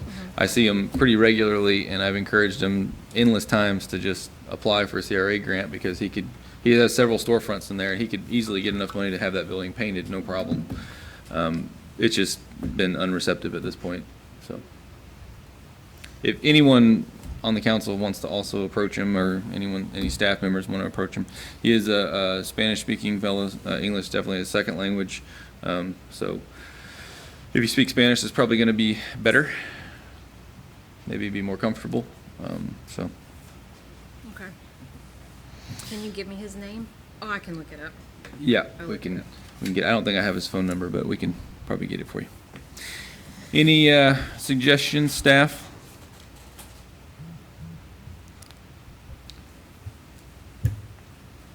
No, other than what was brought up, maybe some hedges in the back, but I'm kind of with what was brought up. I can't see putting a lot of money in there, because who knows, somebody might give you a proposal you don't want to turn down to get some businesses Okay. in there and some residential, so. So, Jerry, being that it's so slum and blighted, would CRA be able to contribute funds to that?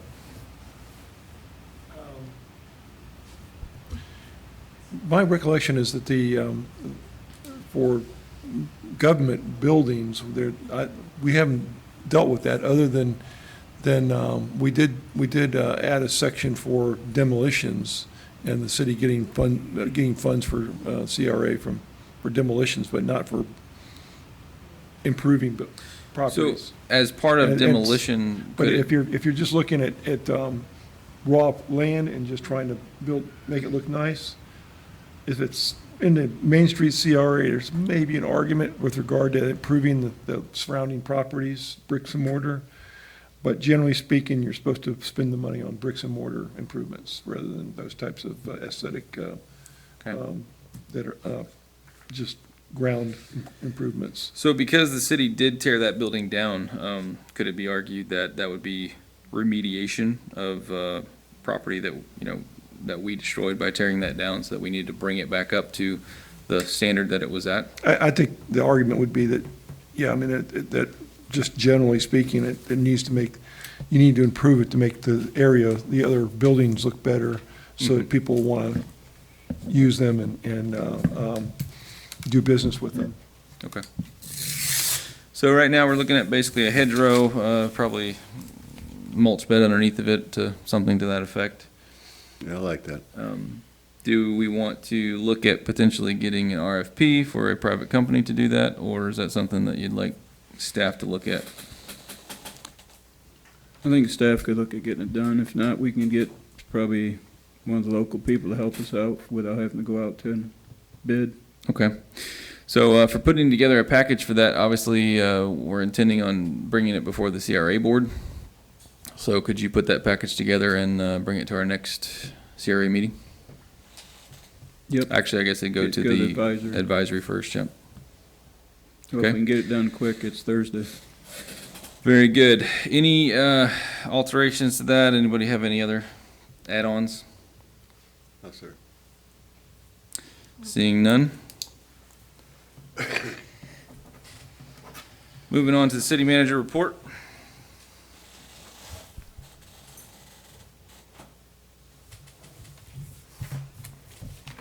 Okay, I believe a lot of the audience are here for this part. It's an update discussion on this environmental study out at the airport, property known as the lawnmower racetrack out there. We've been working on, for the past couple months, getting vendors to companies to see what it would take, how much and all that, whether we need to go out to bid. We've got everything.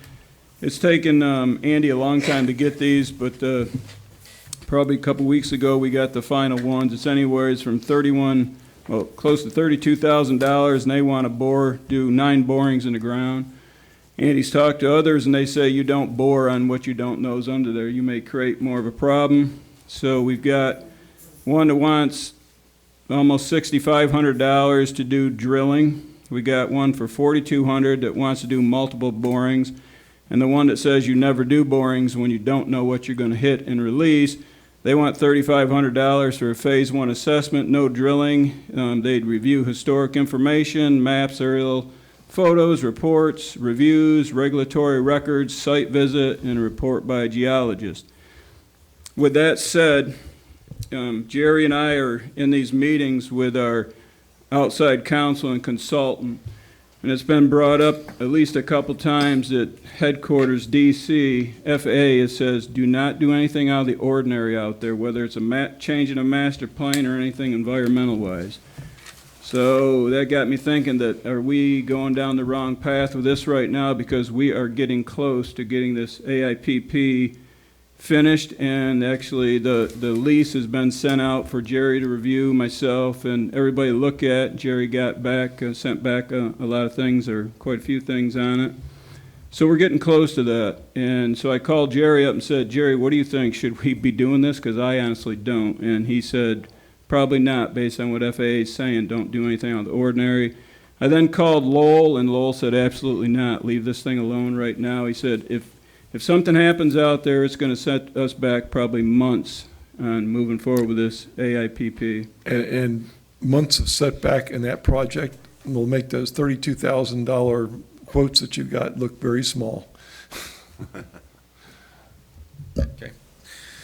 So at this point in time, the reason why we halted the mower operations out there is because there was a concern of possibly having contamination.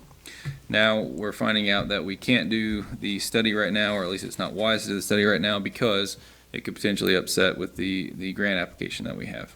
So that leaves us in the predicament of how do we help the lawnmower race and not mess up anything with the grant, right? Is there another location you can let them do this in? I mean, because I feel bad and get angry looks Sure. for this, but we have no choice. Once somebody said that they're smelling fumes out there, and, you know, we had no choice but to go ahead and do this and consider it anyway. And if there's another place we can do it, then I'd be happy to support it. I just, like I said, that particular area may not be the best place. We don't know. It may be perfectly safe, but we can't tell. Understood. Mayor, can I say something? Yeah. Here's my problem with, I don't have a problem with them. It wasn't required of them to have an inspection when you allowed them to go out there. Wasn't required at all. But after, what, how many years? 25 years later, you're requiring it. I get the city point, you know, it's a liability and all that. But I'm just trying to figure out, how can you hold them responsible for something when we didn't even do our homework initially, but we want to hold them for something that may be there now? Well, there's no one holding them responsible for it. Well, you're stopping them from racing But and, that's not holding someone responsible. No, That's it's a not. very, well, what I'm saying is you want to Poor choice hold of them words. responsible when it comes to, well, you're not holding them responsible. You're holding them back from being able to do what they want to do because we didn't do what we supposed to do as a city. And I'm not talking about we as the council sitting here. Sure. It was 25 years ago. It was councils before us. Sure. But Well- it just don't seems fair to them that a piece of junk land that nobody wanted to do nothing with. Now they've been out there for 25 years and all of a sudden somebody's smelling something and you want to do all these big time inspections to keep them from, coming back out. But, It just don't seem fair to them. It's just, But I don't know how to explain it otherwise. If we discovered a minefield out there, it'd be the same thing. It'd be like, it's not their fault, it's not our fault, but we can't let anybody go in until we investigate. And we don't want to investigate right now, you know, at the advice of our experts. I said we. Our experts didn't do anything, though. Did they? We didn't pay anybody to go out Or I there? thought we were referring to the airport experts with Talking about regard to our, the Oh, I attorney, thought you meant outside the people- attorneys. the- yeah. Mayor, could I say something, please? Yeah. I don't know if I'm the only one on this council, but I have to admit, I've been to a lawnmower racing in another state, in another small town. And I wasn't all that excited the first time I went because I didn't really know what to expect. But it's definitely a small town type of fun, family fun thing to do. I mean, it's the good thing is it's different age groups, different types of mowers, different classes that can cost you a couple $100 to maybe even more. And I think that for those people that come out and for what it costs to see them, I think that they're fantastic to have. And I want to see them to come back, whether they're at that location or a different location if we can find one. And I want to make sure that this city and this council does not forget that situation. But that being said, at the same time, my number one rule is safety first. And we can't move forward with anything, one, if it's any chance or possibility of something being unsafe, something, people getting hurt. 25 years or whatever it is, people have been safe, that's great. But now that we know something out there is a possibility, we have an obligation to make sure that this is a safe piece of property for them to use or find another piece of property.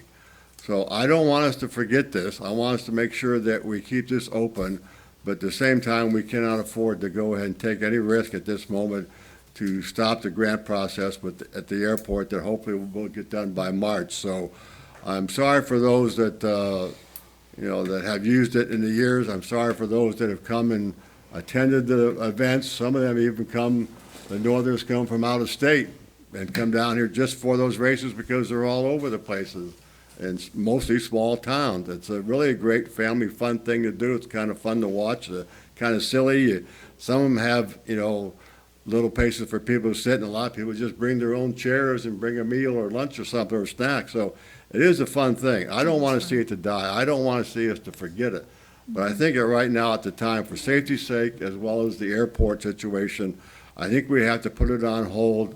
And when we get the airport completely situated and a contract signed, then I definitely want to move forward with looking at options of either making it safe or giving other options of other places to move. So that's my opinion. I apologize for those that have run the business out there.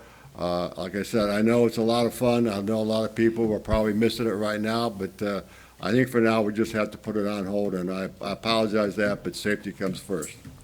Yeah, I mean, I would just like to say, I read all of the emails as well, that I'm not sure if it was you guys that sent them to us, but when I was a teenager, I thought they had the lawnmower races, or some, not your guys's, but at the high school around the track. There was a couple of events out there, but it was more of a special case. It wasn't like a on regular thing. So if any of the people in charge of the event, if they're here, I'd kind of like to hear if they have been looking for another place, or what the exact requirements for the place is, just so we can, if we can't have it at the airport, definitely be on the lookout for it, because Right. we don't want to see it go away, like Jim said. But I don't really know what's required. I mean, are you looking for 2 acres, or, Or 100. right, or 100 acres? Right. All right. Well, there's several audience members that want to speak. So, Shelley, do you want to add anything before they get And up to speak? I'm with Jim. I hate to see it go away. I really, really do, because I know that a lot of people have fun. It's a lot of people's livelihoods. They bring in a lot of revenue. They come in and they stay in our hotels. They visit our restaurants. They utilize the services in our town, and I just hate to see it go away. But I would not be able to sleep at night if I said yes and somebody got killed or some kind of explosion happened. Who was the one that first reported this smell? One of their individuals. I One believe. of their individuals? Yeah. Oh, the airport. Oh, the airport people. I'm going to get you to repeat that. Hold that thought so we can get it on the record there. Were you about to add something, Mark? The first person that told me is one of them that worked out there, told me about the smell. Okay. And Rick told me, yes, when he's out the airport, he can smell it. There's a smell there. And the smell was of some type Well, of... I was told it was methane, but I don't think you smell But are methane they gas. I don't. qualified enough to say, yes, that was methane gas? I mean, could it just be swampy, It crappy could be a mixture soil? of methane and hydrogen sulfide. It could be something very innocent, but we don't know at this point. Right, we don't know. The first hand up I saw was this woman here. Please give your name and address, and if you can repeat what you just said so we get it on the record. Christine Smith, 4409 Hedge Drive. I believe the question was who first reported it, and And if you, I'm not arguing, but if you go back to the first meeting, you told us it was a gentleman out there mowing the airport. Okay. We have been there, yes, 25 years. It did not start like this until they started clearing the airport. That's when the horrible smell started. It comes and goes, whatever. There was never a complaint in 25 years until they cleared the airport side. Now that when you say clear, what exactly? they cleared up into to the fence, to the removing track. of foliage or? Yeah, they've Okay. cleared trees, foliage. I mean, Okay. they've, just completely cleared it. That's when the smell started. That's when the complaint started. Also, if you are going to stop this because of a smell that is airborne, why is it only affecting us? It is not concentrated to just one area. Also, the landfill property extends to the airport property, also to all the neighbors. So how can you just single us out for contamination? Let me ask you this. When did they clear, what time of the year did they clear all that brush out? Summer. So was it during a rainy season? So it was that's when it was. a swampy? That's exactly when it started. Yep. Sir, so sir, just so you know, please don't comment in the audience, because we need it to be on the record. Yes, that's when it started. Okay. Okay. So then the person who may have been cutting the grass out at the airport That's what may was have said. smelled that, but are they qualified enough to know, that's what that smell is? That's our issue. That's exactly what I'm trying to, or I want you to Yeah. hear. That's, Well, I mean, the fact of the matter is, nobody's gonna know for sure until it's documented with the proper procedure, right? So it's all hearsay until that point. well, exactly, but it's not solely confined to the racetrack. Mhm. So, if you want to get technical and you're worried about it being the landfill, then the entire landfill area should be tested. It's not confined to us. That's our biggest issue. Why are we being singled out for this smell? And if it's airborne, it should be affecting everyone there. I guess I'm a little unfamiliar as to where this landfill area went to. That's why. Bill, do you have the map? I don't have it. If you, it's your records. Okay. Public records. Yeah, I could find it, I just don't have it in front of me. That it's not solely confined to this racetrack. Mhm. Also, you talk about another area. Mhm. The night we were told we could not race, Mhm. JT from FAM was there and said there was property at the softball field. That's fine, that's great, but at this point, we have 4 months left. Mhm. If we cannot finish our 4 months, Mhm. we're finished. Why can't we finish our 4 months while you're discussing, next year you revise it, if we can't race, we can't race. But why can't we at least finish our 4 months while you're doing something? Right now, the grass has grown up, it looks terrible, it's not been maintained. I mean, that's, worse than if we're using it and maintaining it. Mhm. We didn't have any issues when we were maintaining it. Mhm. So, we're just asking, can you please let us at least finish that while you talk about it? 4 months, that's all we have left. Let me ask you a question. When you turn off of 64, you go down, I guess it's a little path that goes to the racetrack, right? How many houses are in there? Are there a lot? I mean, under 10, over 10? No, under 10. Okay. 2? Okay. Actual homes. And Right. there's Yeah, businesses. hey, sir, we're Okay. gonna have to get you up here to the microphone to actually comment out there. We Okay. can't just have people comment from the audience, I because it's just- not recorded. Right, I right, just right. wasn't familiar with how many, once you turn off of 64, how many houses there were back in the back. Actual homes, yeah, under 10. Okay, But okay. there's several businesses Okay. that we were told were all gonna be taken away. Are they vacant? Oh, no? No, but they said it was gonna be part of the airport. That's why I asked, please, if y'all could, investigate more, do what you have to do, but please let us finish just our 4 months. Okay, I think that's a fair okay. request. We've got some other people that want to speak there, so, yes, ma'am.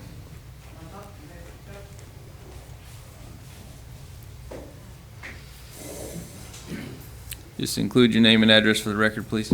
Michael Graves. Yes, sir. 801 LeGrand Boulevard. Yes, sir. Sebring, Florida. I think after, hearing all this 25 years, Mhm. this track has been up. We have no explosions,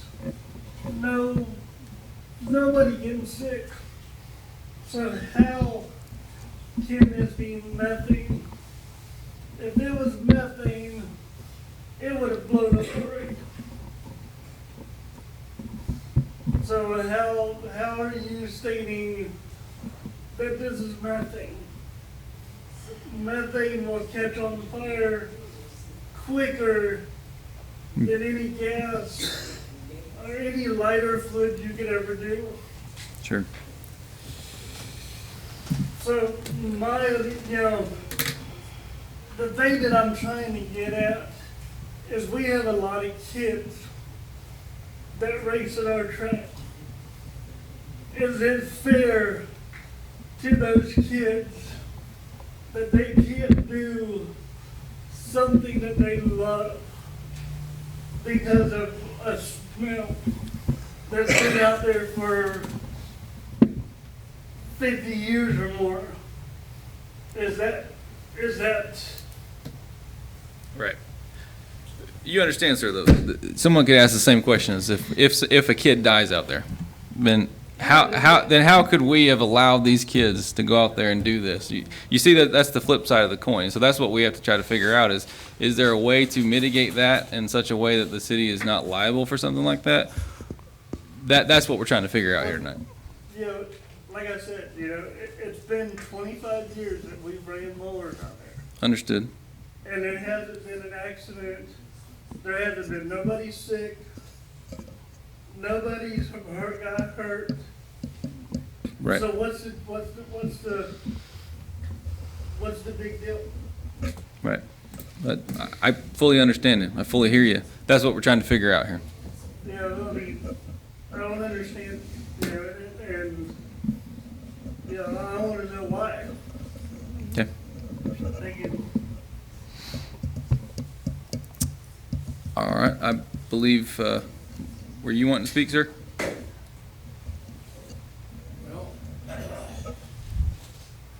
Just give your name and address for the record, please.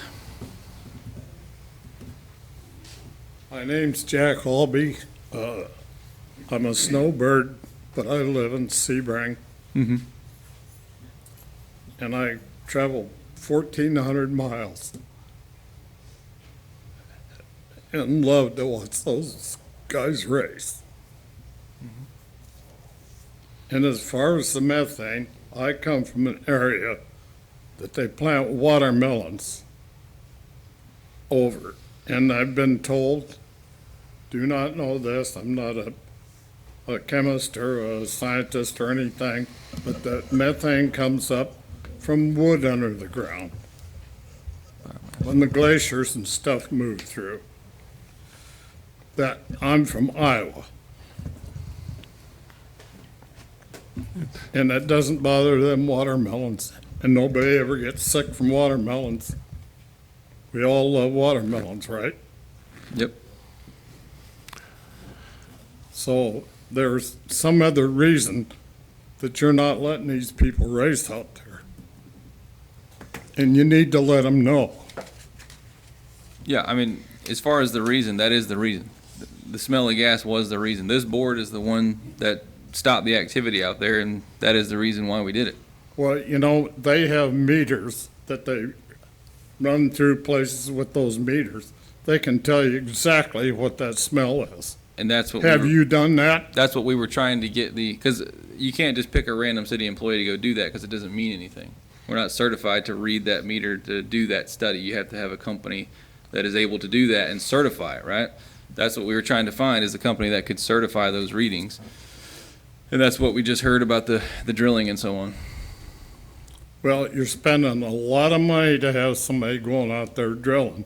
For 25 years, nothing's ever happened out there. I've not been here for 25 years. Mhm. I've been here for 20 years. Sure. And I've been going to that track that long. Okay.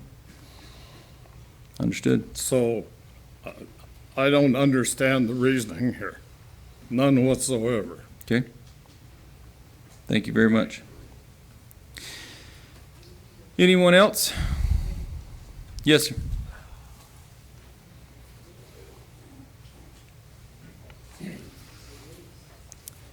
Name and address for the record, please. My name's Bill Veal, 5894 Dove Avenue. Yes, sir. I got one question. Did FAM or the city consult with the state before they started disturbing ground on the other side of the fence that you all know was a former landfill? Any response? Sure.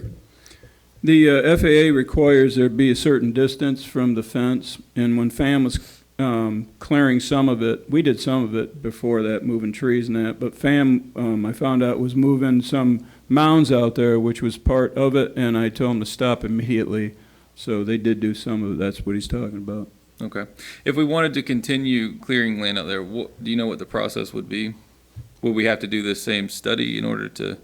continue Well, clearing, as they or- said, this old dump, maybe going back to World War II, or some of it extends past there, but there's no buildings on it now. So in the future, when FAM gets this through the lease, they're gonna have to do studies out there before, if they expand out that far. Anyone that wants to build a building out there would have to Correct. do that.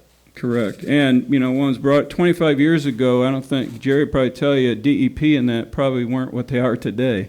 Right. And I know I was told when they did it 25 years ago, they just went out there and started moving some old cars and all that stuff out there. But right now, we don't know what's under there. And I'm not against, they do a great job out there. A lot of people like it. I'm not against them, but I'm for the city. Sure. And obviously, this has come up to you, and my recommendation is certainly Jerry's on the legal part. So what's done is obviously up to you. But, and you got to look, also, FAM will be getting out there, hopefully, if this moves forward, in maybe the March time, and they're the ones that are going to say who goes out there, not the city. The city's not going to have much say under the AIPP. So, even if they go out, it would even be a short time. Do I recommend they go out there without us knowing what's in the ground? Absolutely not. But that's just my opinion or thought to you all. From a liability standpoint, let's say that FAM, got the AIPP program tomorrow, and they said, yes, you can go out there. If someone got hurt that next day, is the city still liable for that? Well, I think Jerry to answer Jerry? that, once they sign, Yeah, they're going to be responsible at that point, and they're going to be the leaseholders, and they're aware of the circumstances out there, so. Right. Okay. They would have the same conversation with FAM. I think they would have the same conversation with their attorney. I see. Okay. So, Sorry to divert you there. No, that's okay. Can we access the property to get stuff out of there currently? I mean, without a lease or anything else, as far as personal property that's there, that belongs to the club? Yeah, I don't see why not. I mean, if it's going to just temporarily go on there just to get what their property is back, that's. right, now, I mean, that's, if council's gonna stick to it that no one's going out there, I got no problem with that. They need to get their stuff out of there. Okay, that's all I got. Thank you. Okay. So Jerry, on the legal side of it, if someone can temporarily go out there versus someone having a race, what is the difference in the eyes of the law, I guess? Well, the law is the fact that they have property out there, and we can't tell them they can't have their property back. But, they're going on there with knowledge of the risks. They're assuming the risk to go out there. But if you decide that you want to allow it, I would just say that it would be a real problem unless you had waivers from everybody. And even then, how do you get waivers from kids? You can't really, so. But it doesn't a guardian, their guardian, It's. sign yeah. on their behalf for their They- liability?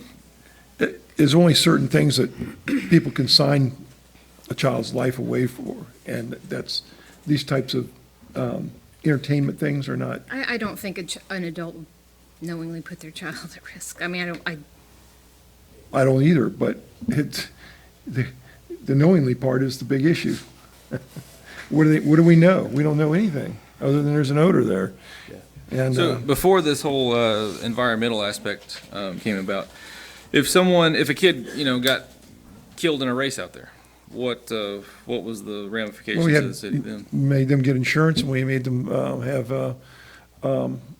the indemnification of the city. And so we can't do the same thing with this situation? Well, you're talking about a much larger liability issue, so they'd have to have a lot of insurance. I mean, can they afford a lot of insurance? I mean, the airport contractor's gonna have $6 million in insurance. I think they currently carry, is it a $1 or $2 million policy? 5? Okay. All right. So can you get a liability insurance policy on things that you don't know is out there? Can they be an all-inclusive, anything that happens whatsoever is covered? Well, if they're leasing the property and they're indemnifying us and they have sufficient amount of insurance, I would say, just like I said, they need to at least get waivers and wherever they can get waivers from, where they can control. Like, they can try and get children. Sometimes they're enforceable, other times they're not. But just sitting here, I don't know exactly what the turn point is, but I know that you can get, the waivers will stand up for educational type things like field trips, but jet skis, not so much. You know, so I'm thinking it's going to be more along the lines of jet ski than a field trip. So yeah, I just, it's up to you. You know, I just simply make you aware of the issue. But if you're just, you know, if you want to take their offer of 4 months and let them finish, you know, that's up to you. I'm not trying to destroy their business, certainly. Right. Although I'm getting looks like I am. We're asking you for advice. It's the only reason you're here, so. I guess it kind of leads into a bigger issue of, let's say there's a pilot out there and they miss the runway and they crash into the land, and then this rush of gas comes up and they die. And it was somehow proved that it was the gas that killed them and not the plane crash. You know, is that a similar situation where we're liable? Or? Well, I mean, there's all kinds of circumstances you can come up with, you know, for much more than what $6 million will cover. Sure. I mean, I could dream up all kinds of possibilities for planes, certainly. Sure. So, yeah, is it totally covered? No. Right. You know. Yeah, I'm just trying to get context of the scope of the airport activities out there. You know, is this? It's significant. Sure. Okay. Go ahead. Wes Pyburn, 4409 Hedge Drive East. Yes, sir. President of NASGRAS. We may have what you're looking for. We do have a waiver that talks about the leasee, and I believe Christine sent you a copy of this. Please take a look at it, because it may be exactly what Mr. Burr's talking about. It may help ease your mind in some way. I do have one copy with me. Okay. And it is for children as well as adults. Your policy. Yes, the policy is. And just so you understand what you're saying about why would you want to sign your kid's life away. We get that, but I grew up in motorsports, and that's just kind of how it's been. Mm-hmm. You know, you have to. It's when you deal with possible life injuries, as far as the city's concerned, as far as NASGRAS is concerned, all motorsports have to go that route. Yeah. So we do have copies of that in place. We do have $5 million worth of insurance. And I just have a quick little thing here that I would just like to say. You know, we've been here for over 20 years, and the mayor of this great city started this over 20 years ago. And it was a dump, couldn't be used for much else. Since that time, it has been grown into a premier lawn racing establishment, and not just locally, nationally. In those 20 years, we've seen marriage proposals, we've seen anniversaries, we've had birthday parties. We've got kids that started racing there that are 6 years old that are now in college. So there's been so many memories at the Mowerplex, and this city and this track has touched a lot of people across the United States. And we're getting outreach from all over the United States, and they're worried to death about losing this place. And so I ask on behalf of the NASGRAS family to resume racing as soon as we can. Just please give us 4 months. Couple questions for you. Yes, what is your policy on kids attending out there? Anybody under the age of 18 must sign the waiver. Any and all that go in the pits sign They a must waiver. be accompanied by a guardian? And they must be accompanied by an adult or a guardian. Okay. Or parent or guardian, I'm sorry. Okay. So you said you had a history in motorsports. I'm familiar with really high-speed, like drag racing that kids do. You know, and they're going 100 and some odd miles an hour or faster. So obviously the risk of death there is pretty high. Mm-hmm. Are you familiar with any of that and how Oh, they yeah. mitigate? I mean, is that typically on private property, and does that put it into a different category, or does that just never come Yeah, I up? think that's mostly private property. Mm-hmm. This, I believe, is designed actually but lawnmower racing, to go back in history, used to be with situations just like this. Mhm. You guys are the last ones. We are it. There are no others. So that's what also makes this so special, and that's what everybody loves about coming down here, is that the city is a part of what we do. Mm-hmm. And I believe that this liability is written more towards lease type properties other than private events. I would assume that we're the last because most of the other ones have moved to private property. Is that what they're doing? Yes. Yeah. So obviously, I mean, long term, you know, you realize that the airport is eventually going to be used for airport activities, Sure. right? So it's not a forever situation, Right. you know, unless the airport can grow, which at this present time it can't, right? So just for you guys, I mean, long term, you're going to want to find a private property somewhere, I'm assuming. Correct. You know, so I guess I would just encourage that regardless of what happens with the airport, If you want to be there for 100 years, that's probably the only way it's going to happen, Right. Because the way that, FAM is going, obviously they're going to try to develop the airport. So they're going to be actively trying to find uses for every part of the airport, Right. So Yes. As soon as this went month to month, we started pursuing other opportunities, but we don't want to break the ties with the city of Avon Park. We've been here Right. for so long. Which very much We want appreciate. it to last as long as we can possibly make it last. Sure. In the event that this can't go through, do you think there's a possibility to find a private piece? Yes. Okay. Okay. And what was the reason for not wanting to use the softball fields that they were offering that the other lady was talking about? Well, it was just offered and then dropped. We never heard anything else about it. I can answer that. Okay. I told them JT didn't answer for the city, that he basically at this point answers to me. He just couldn't be telling them where they could move to or couldn't move to. That's how that ended. Okay. So have you looked into that property at all, the softball fields? No, I wasn't gonna look into anything, Mayor, until we get this AIPP is the main thing, not moving them around. So the softball fields are tied into that AIP? You know, actually, the softball fields, the park out there won't be part of it, but they were talking in the wooded area just to maybe the east-west of it or so. I mean, northwest of it. They were just kind of trying to come up with an area to get them out of there, and I told them that JT didn't make those decisions at this point. Right. Okay. How big of a piece of property would you need? 7 to 10 acres. 7 to 10. Okay. All right.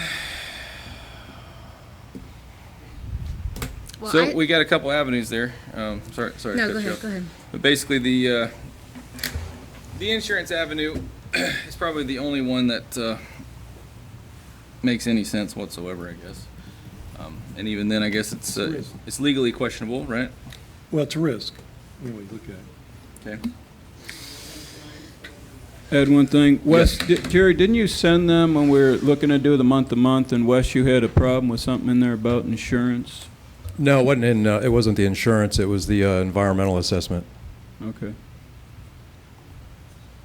Okay. And that's the environmental assessment that we were trying to do to look at the gaps. At the Right. conclusion. Because of there the was lease, I believe, there was yeah. no we didn't feel we should be responsible for a post.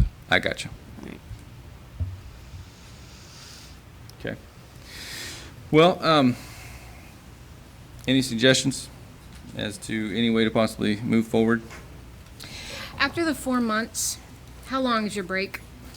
We shut down in May, so it'd be September would be our next scheduled event. Okay, so May, So June, May July, to August, September. September. So 4 to 5 months. 4 or 5 months, yeah. I suggest that we let them go for 4 more months. I see. I mean, I feel if there's another property that could possibly be used that was safer, I mean, is there anything that would prohibit them from using those softball fields? Or those areas? Are they being used for anything else at the No, moment, 'cause- or? I don't even know exactly what area JT was talking about, but that's wooded around there. It would have to be cleared off. I mean, there's no area for them to move now to their track. I mean, how many acres are you taking up now with just the track? I think it's 7. I mean, it's a pretty good sized area. I mean, it'd have to be all cleared off. I don't think that's a alternative to move it anywhere else on the airport at this point.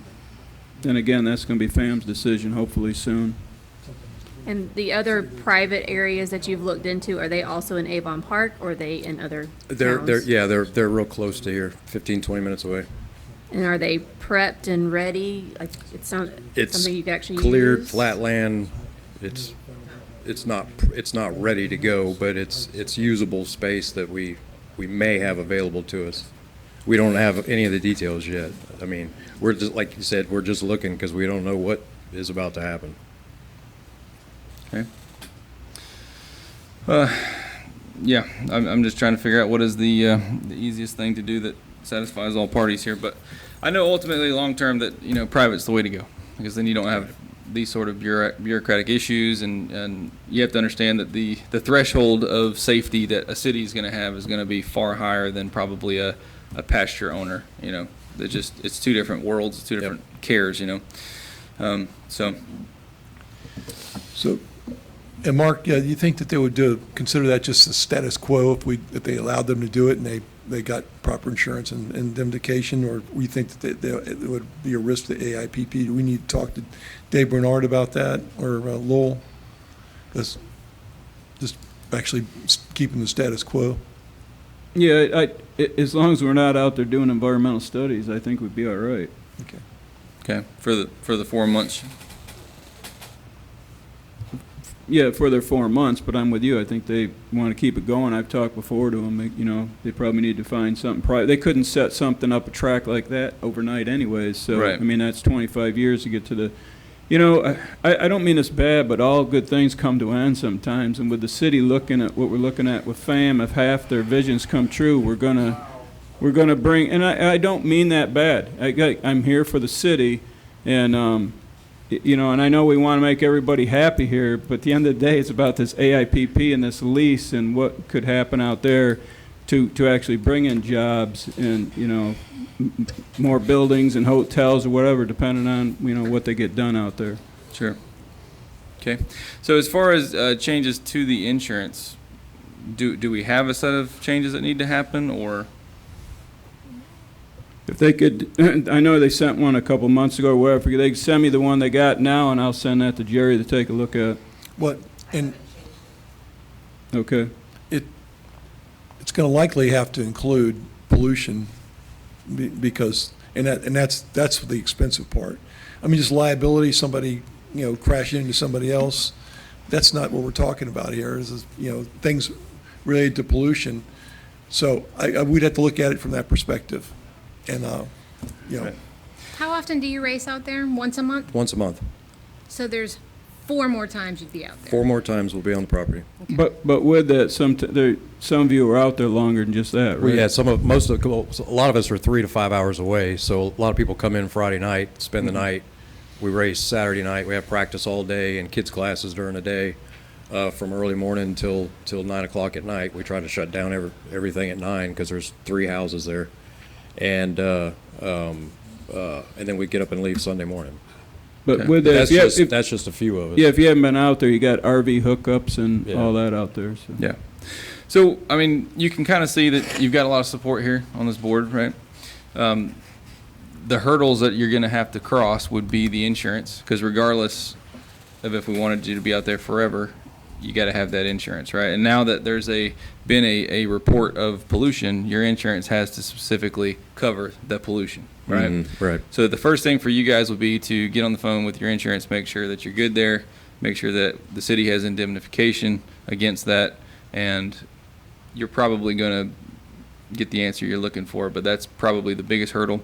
So if you have questions, obviously you can reach out to the city attorney to get your answers or get your questions answered there. As far as what the city can do now, in the meantime, we really can't do a whole lot until that is flushed out, right? Okay. So that's what's going to have to happen, and then we can bring it up at our next meeting. When do you have your next race? The second Saturday of the month. Second Saturday? Whatever that date would be, February. So is that already passed 11th. for this month? No, that would be next weekend, Okay. or this coming weekend. Okay. So there's not going to be enough time for that. That much we know. But with any luck, it would be the remaining of your season. Okay. Thank you for your time. Yes, sir. Anyone else wishing to speak?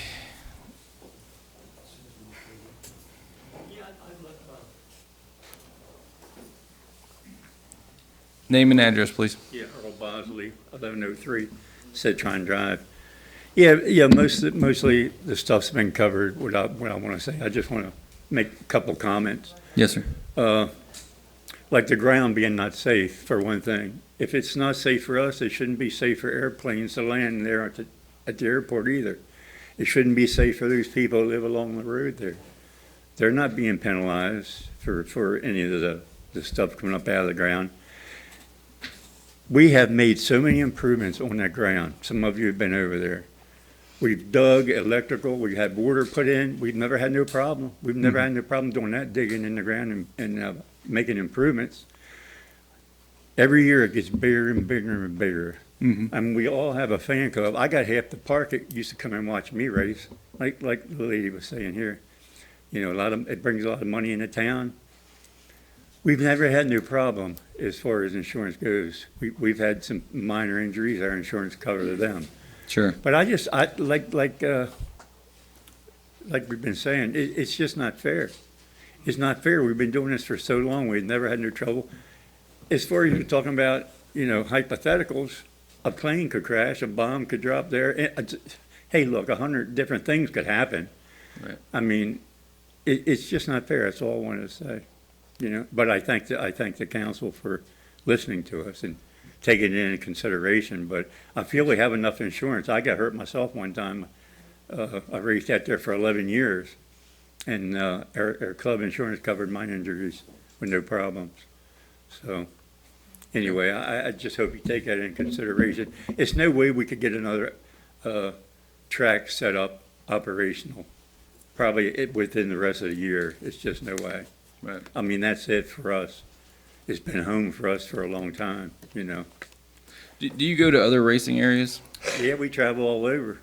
These other racing areas, is it cow pastures? What are we talking A about? lot of them. I mean, we started right. It was nice grass. That's how we got our name. We started right on the grass. We didn't even have a track when we first started. Yeah, we've had tracks. Fort Myers, all in the state, all over the state. You know, we go as far as Texas, North Carolina. I mean, all over. We got track when we have our national event. Yeah, we can't make comments from the 500 audience, sir. Is what we have here. It's the biggest race for our event. They come from all over the country to race here at Avon Park, and they love our track. They love the people. They love our town.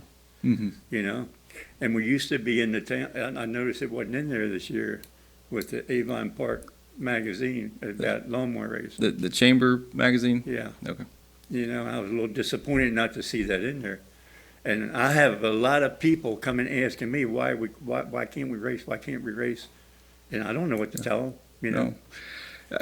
I've gotten more contact on this issue than I have on just about anything else, you know, probably for several years, you know. So obviously there's a lot of people that care and a lot of people that really enjoy it. So, I mean, I get it. We're just trying to. Yeah, the insurance issue. We're trying to cover our bases and not make a huge mistake, because the issue is the catastrophic. It's not the everyday. It's that one off chance that the worst thing happens, and that's what we have to protect against. And so, as a board, we're sitting up here trying to take the advice, you know, of our attorneys, who that's what they do for a living, I is understand that. get people in and out of trouble. So, you know, just trying to make the best choice that we can. And at this point, it sounds like if we can get sufficient insurance, that we have a path forward for this year, and then hopefully the environmental issues are flushed out before the next one.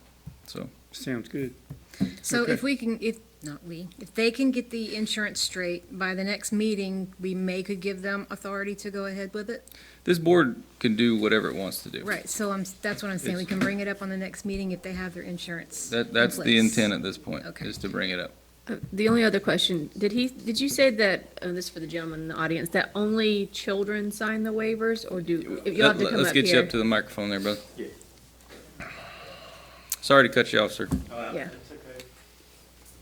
No, anybody that's in the pit area, any of the children, adults, anybody who's in, we call it the hot pit, where any race mower is, drivers, anybody that enters that area must sign a waiver, whether they're a month or 82. So would the waivers have to be extended to everyone who's in attendance, not just the pit area? Yeah. In the perfect world, yes.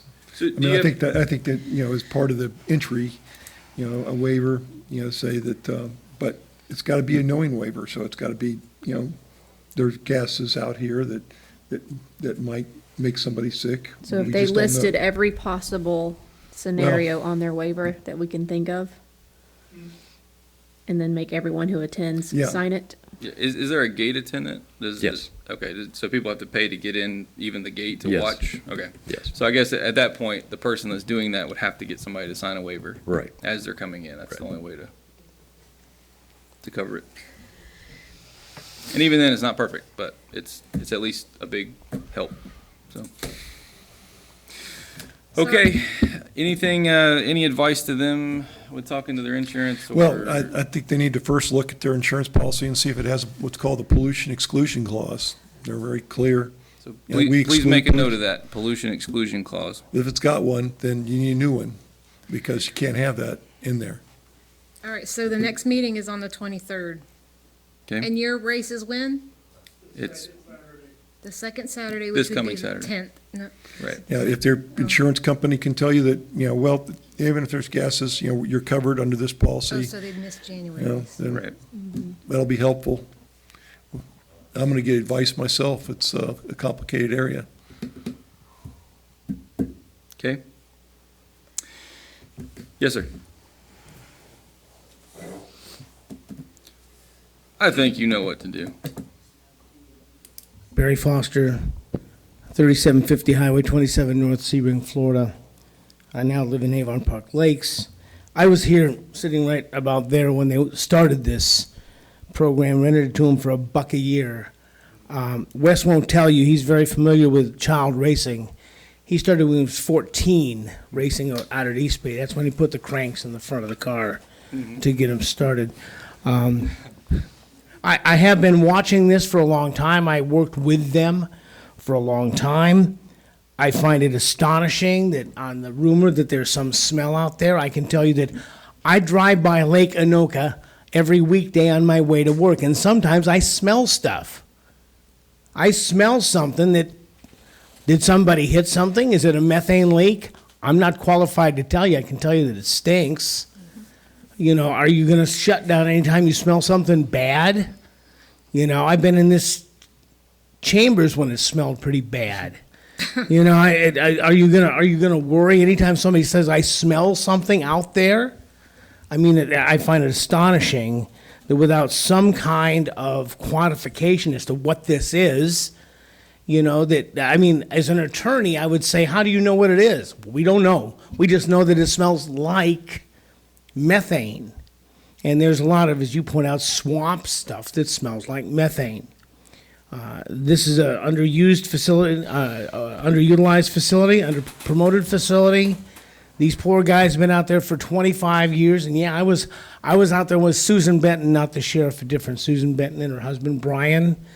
My friend Tom Macklin, who I'd like to have here tonight, but due to conditions beyond his control, he can't be here tonight.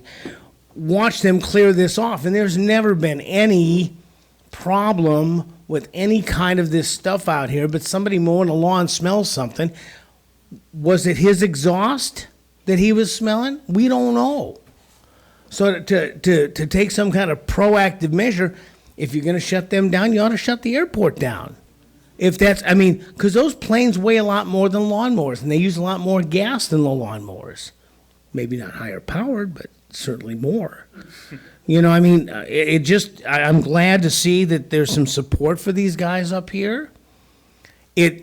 My motto is you never go wrong with stupid, and lawnmower racing is really stupid, but it's so much fun. It draws people, it brings people in. When I was working, there was a couple who would come from Pensacola, Florida, and would load their lawnmower in the back of their pickup truck and drive that thing from Pensacola down here for one night of racing and then drive back. And I think they stayed at the Jack. So I would be glad to give you, if you need historical perspective, I'd be glad to give that to you, if that's what you need. But I really, really question the idea of shutting this opera. These are club members. And as I said before, you want to extract money from them? It's easy. Let them make some money. You want to extract money from them? Let them sublease this to the kart racers and make some money. And then you can assess them and take the money away from them. If make it easy. If the government wants more money, make it easier for them to make money. But I just, this is a club race. These guys spend more money than the only guy that makes money out there is the food vendor. The guy with a food truck is the only guy that makes any kind of money out there. So I just find it, I find it astonishing, and I've said this before. I find it amazing that on the rumor that there's some kind of smell out there, that someone automatically assumes it's methane, and where the methane came from, we don't know. It seems a very, very, very flimsy idea to shut this operation down. If you want historic perspective, you know where to find me. Have a blessed day. Thank you. Thank you, Barry. Anyone else? Yes, sir. Name and address, please. Garrett Pollard, 911 Apthorpe Avenue, Lake Placid. The concern seems to be the odor, the smell of the gas. I was at the Highlands County landfill over the weekend, went all the way to the top of it. There's no warning signs, there's no waiver. They didn't know who I was. I paid, went in, dumped my materials, was there for about an hour. No issues at all. We've been racing out there, my family, for over almost 5 years. It's a family event. There's over $20,000 in my trailer and race mowers for a 99-cent trophy. So, I mean, as far as the smell and all, I don't believe it. What about the airport people? Yeah. What about the workers? Well, it's an interesting point you bring up about the landfill because, obviously a lot of landfills across the country, they actually harness the methane to, use as energy. So they know the methane is there and there's enough of it to harness for fuel. So I guess from a legal perspective, the question would be, how do they circumvent the obvious issues of that? It's definitely not always with a waiver. Sometimes it is. I didn't sign a waiver. I didn't give my driver's license, Right. nothing. So, some of them do require that, and some of them require only companies to go out there, not individuals, and yada yada. But from an insurance perspective, I guess they got it covered somehow. Maybe So, it's the acknowledgement that they are going to a landfill. could be. Maybe we could include that in the waiver. That would probably be the easiest route because there's a landfill in just about every county in America. So that's probably something that's We have well people shooting vetted. guns in our landfill in Avon Can I Park. add one thing? Yes, please. The landfill out there is overseen by a qualified engineer, and they have, they direct you, put this material here, they don't mix them up, they put a certain coverage down. Right. So to say that's the same as the one out there that was in World War II probably, and just who knows what was dumped out there, I get his point, but I don't. But there was also. It's not really the same. Yeah, well, I was just trying to see from the insurance perspective, how do they, because they don't necessarily know what you put in your trash can. You could put mercury in there or phosphate or whatever. There's an RC club out there flying airplanes and helicopters. There's 25 guys out there at landfill. Those guys have waivers to be out there. I've been part of that before, and you had to sign waivers to be out there. But the general use guys that are actually getting on top of the hill of garbage with known methane is the. But do those, are they required to have special insurance and all? I Air don't know. pollution insurance to go with that? I don't know. That's what I'd like to find out. What about the little group that's shooting guns in there, the BB Ranch, Bang something or other, I don't know what the name of it is, Big Bang Ranch? or Yeah, something? that's all private property now. So are they not gonna be able to maintain any of that airport out there as far as with mowers or any of that because we're shut down? None of the groundsmen? I don't know. I don't know what we're maintaining and not maintaining. No, you're talking about the NASGRAS area No, maintaining. I'm talking about the airport authority. Any of the maintenance over there, are they shutting down? The whole airport? The maintenance? the They're ground still guys? mowing the whole airport is his point, right? Correct. Yeah. And we're talking about a small area here in the airport You're that you're talking about a about. small group versus, with limited funds versus a big group with plenty of funds. We're talking about a ex landfill. That's what we're talking about. Right, but what I'm It's got saying. it's got nothing to do with who's on top of it. But are That's they not still what it's gonna be able about. to maintain over there near that area of NASGRAS? Right. It's a valid question. I don't know the answer to it. The city's still maintaining everything that's still the airport property outside of the ex-leased area of the NASGRAS area, if that's what you're asking. Right. Whether that was a few acres out there.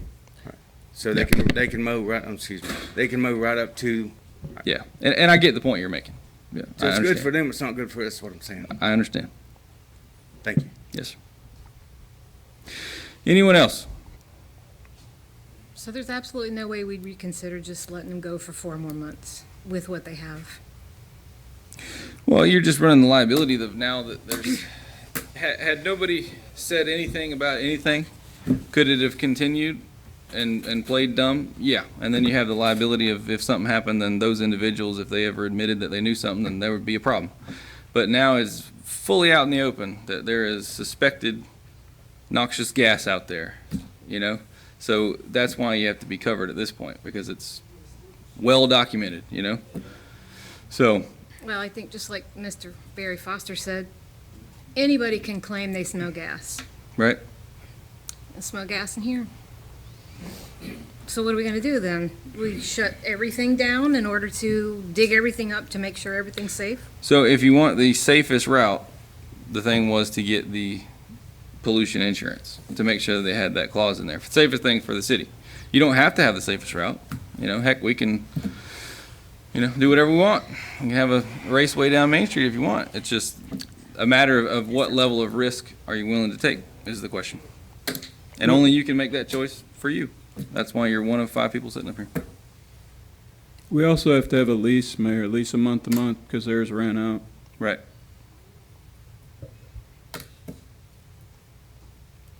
Okay. So, I mean, I think we have the best compromise going forward at this point. You know, you're not just out in the open. You're at least trying to make an effort to cover the city, because I'm telling you, if the worst did happen, then you're going to be hating life and that you didn't do something about it. But at the same time, what's the likelihood that something's going to happen? Probably 1 in a billion. You know? I think we definitely need to check and make sure they don't have a pollution exclusion. I mean, I Right. know how specific those insurance applications are when you go through and check all those boxes, yes or no, Right. what the people are going to encounter. It's It just can like make a a lot. big difference. A lot of people in Hardy County discovered with this hurricane that we had and this flooding. You know, a lot of people didn't have flood insurance. They thought they did. They didn't.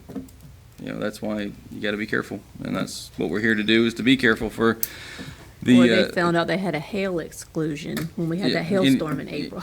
Any number of things, yeah. So we have to make a good conscious effort to do the best thing for the city, and I think this is the compromise, is to try to get this pollution exclusion issue worked out and move forward that way. But you know, like I said, I'm one of 5, so that would be my recommendation. Any other recommendations? I would definitely want to expand the waiver and then make sure they don't have a pollution exclusion. And I would feel good about that. Obviously, the waiver would have to be approved by the city attorney at our next meeting, or before our next meeting, so the council could also approve it. And we would need a lease that would need to be ready by that time as well. Anything else that we would need to have ready there, Jerry? Okay. Which when we went through the lease last time, they didn't agree to have the post-environmental testing. So we would just have to Well, I can see decide the- if we were having that or not. I can see their point on that, you know, and we do require that in certain circumstances, like in the case of the people are leasing the airport. You know, we have an assessment, we're making them have an assessment at the end. What's the difference between the 2 assessments? You know, that's their fault. And that's what we try to do here, but there's just so much going on and under that, where they are. Yeah. That it'd be kind of meaningless to get an assessment done. Right. So we could just take that part out. If they don't agree to that part, we could take that portion out. Yeah. So you guys understand now that that's what you need to do by the next meeting? Okay. Before the next meeting, have all of that sent to Jerry so that we can make a decision at the next meeting. Hopefully. So have the waiver sent and the verification of the insurance. Ideally before the end of the week, so that he has time to work on it. So sooner the better, ASAP. Mayor, can I ask a question? Why do we have to go back to the city council? If the insurance is, proper and Jerry say that, it meets, the standard that it needs to meet, then why we just can't say now, we give them that 4 months? Because I'm never going to say that it meets the standards. I'm just simply saying, I'm going to tell you what the level of risk is. Based on this, it's going to be reduced with what we're going to do. But we have no idea what this is. And the waivers are going to have no idea what this is. So a lot of these things are not going to be in a perfect world, but we're trying to get them 4 more months of what they want to do. So it's kind of like the mayor said, we're trying to go some middle ground to try and give them something to help them. Well, maybe I used the wrong word, meet the standard. But I guess what I'm trying to say is, we're waiting on them to get back with their insurance company to make sure that it meets the requirement that this council is requesting, right? Yeah, So if we say today it meets the requirement that this council is requesting, then why does it have to go back to the city council? That saves them some time. Because you have to approve the lease. Oh, so they got. and that's a good point.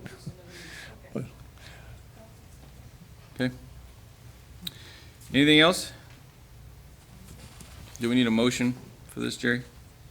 No, I think I have direction as to what you guys want to do, and we'll do the best we can to work with them and try and get there.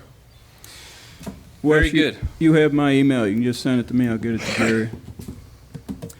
And contact information for your insurance company, so we can speak to them directly. We'll have to speak to our insurance company as well. Well, wouldn't that be on the certificate of insurance, though? There's, Not necessarily. Yeah, no, yeah, so they'll say who it is, but they won't necessarily give you a contact name or number. oh, I see, okay. Yeah. All right. Anything else on the city manager's report? National championship game on, but I don't get ESPN anyway, so. You can catch it on YouTube. Just, yeah, one. Not good news. The FERDAP grant we put in for Durham Martin, we didn't get. Actually, Jerry and I, we got a letter saying we didn't have site control. Basically, at first we thought it saying we don't own the property, which in one way it was that. But Jerry and I got on the end of last week, Thursday or Friday, with an attorney with DEP, and she spelled out that, well, she said that they had asked for something that we didn't get them.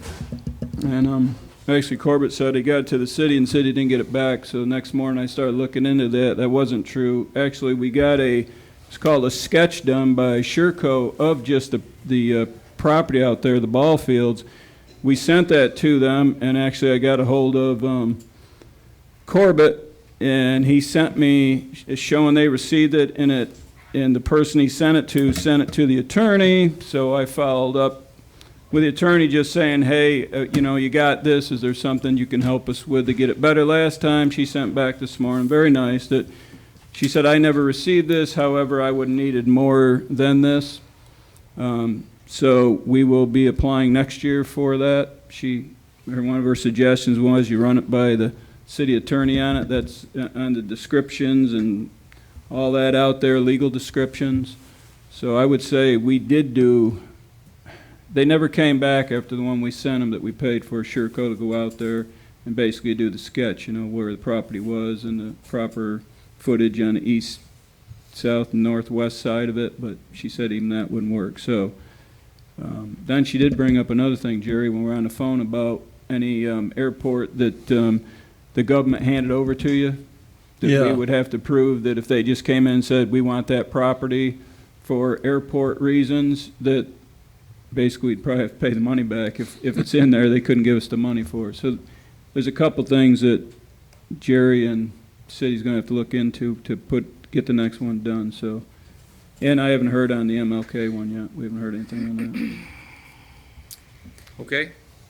Do you need anything from us on that, or? No, I just want to bring it to your attention that we didn't get it, but I do. I mean, between Cool and Cobb working on it and Sherco working on it, we thought we had everything, and we didn't. Okay. Anything else? That's it. All right. Well, that concludes our scheduled agenda. Is there anything else for the good of the city? I do actually have something, and I please don't get mad at me because I'm bringing this up this late, but I promise. there's an extremely large pothole at the end of North Lake Avenue on 17, right in front of the La Preferida little Okay. market there. Who do we need to contact to fix that thing? That's gonna. On the road or off the road? People could live in that thing. It's so deep. Is it out of the pavement? It's right when you turn onto Lake Avenue. It's like right there on the pavement. Okay. It's big. Tell me again where it is. Lake Avenue, North Lake, and 17. Is it on the at Lake Avenue side or the 17? It's on the Lake Avenue side. Okay. It'll be us. It's for rent, yes. It's either us or the county. Probably about so- Yeah, $2,500 a across the month. street or county. Yeah.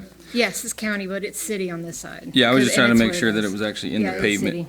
We've just had a lot of issues in the past with the dirt side because of the buses park right there, Oh, even yeah. though they're not supposed to, and so Right, it and they eats do it. anyway. Yeah, but this is actually on Yeah. Lake Avenue. Okay. And another thing I was wanting to bring up, and I don't think we have to work on it now because it's late, but we have a homeless issue, homeless people issue. Everybody does, but yes, we Yeah. do. We've been dealing with it. Yeah. Really? Yeah, but I'm not saying anything bad about it. I'm just saying that we, Yes, there is more homeless people. There's things are going pretty bad out Yeah, there we for need to- people. we need the Some of them figures. aren't your normal homeless people. I dealt with some at about 6:30, 7 o'clock at night on my way home one night. Their rent went up so high, they got evicted. They were able to go to, they weren't alcohol, drugs. They didn't have mental health problems. One was 75, 76 years old with some health problems, and his son in his 50s, one I called you about, they were in a gazebo. And they were evicted because their rent kept going up and up and up. So after 2 months not paying, they were evicted. Then they went to one of the small hotels here in Avon Park, and they were paying $280 a week until their funds ran out. So they spent the night prior to me talking to them at CVS out in the drizzle and rain, scared someone was going to jack them for whatever they got.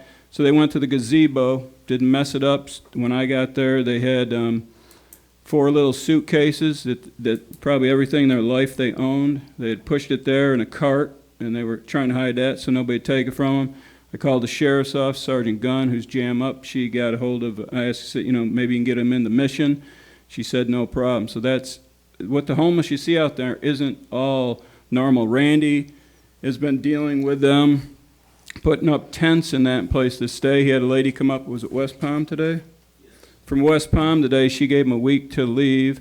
I got called from a former mayor the other day about someone, and Randy took care of that by getting the owner of the property to tell them they had to leave, or they'd call the sheriff's office. So yes, there is some, but I don't know what people expect us to do. We can't arrest them. well, I know for it's a being- double-edged being sword homeless, because you- and I think every situation is different with what the people we're dealing with, and I personally think we're going to deal with more if this economy continues the way it is and people are losing the, you look at what these landlords are, having people pay for, places I wouldn't want to Yes, live in. yes, it's ridiculous. And so I believe that Randy, and when he calls law enforcement, do the best they can. We do have a lot of them on Main Street charging their phones. I've told them after all the Christmas things are up to shut those down so they won't be hanging out there.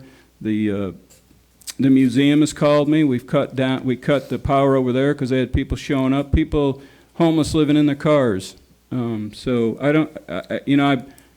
I guess I'll say, what do you want us to do? We can't have them arrested. Randy can't do anything code-wise. We do get with the landowners if they're setting up tents and that, but I think we're going to see more and more, and it isn't here, it's everywhere. Of course, it's everywhere, but I just, do we have somebody that could help them and educate them on where they could go? We Well, have that- missions, we have the homeless, that they feed the homeless at the church. Yeah, Hands for the Homeless, yes, they deal with people every day, and they're dealing with more and more people that are homeless or have nothing to eat. We have the mission, we have the sheriff's office, who certainly the last thing they want to do is put them in the jail for some reason, so they're helping them out. Like I said, Sergeant Gunn was great the other night, sent somebody right there and took care of that. So we see it, we are taking care of it. Randy's on top of it, he gets called every day on them. Yeah. But to really say, we can't round them up and take them somewhere else, and we don't want to have them arrested, and most of the time there's no reason to arrest them. Sitting in a gazebo is not an arrestable offense. Anybody can sit in a gazebo. I understand your point if people are throwing trash around, which, Randy's dealt with on that too. So we see it, we're doing the best we can, the sheriff's office is doing the best they can. Obviously, from a legal perspective, there's only so much that you can do on public property. But private property, if you own the property, then you have full right to kick whomever you wish off your property. The best thing to do is probably eliminate the opportunity.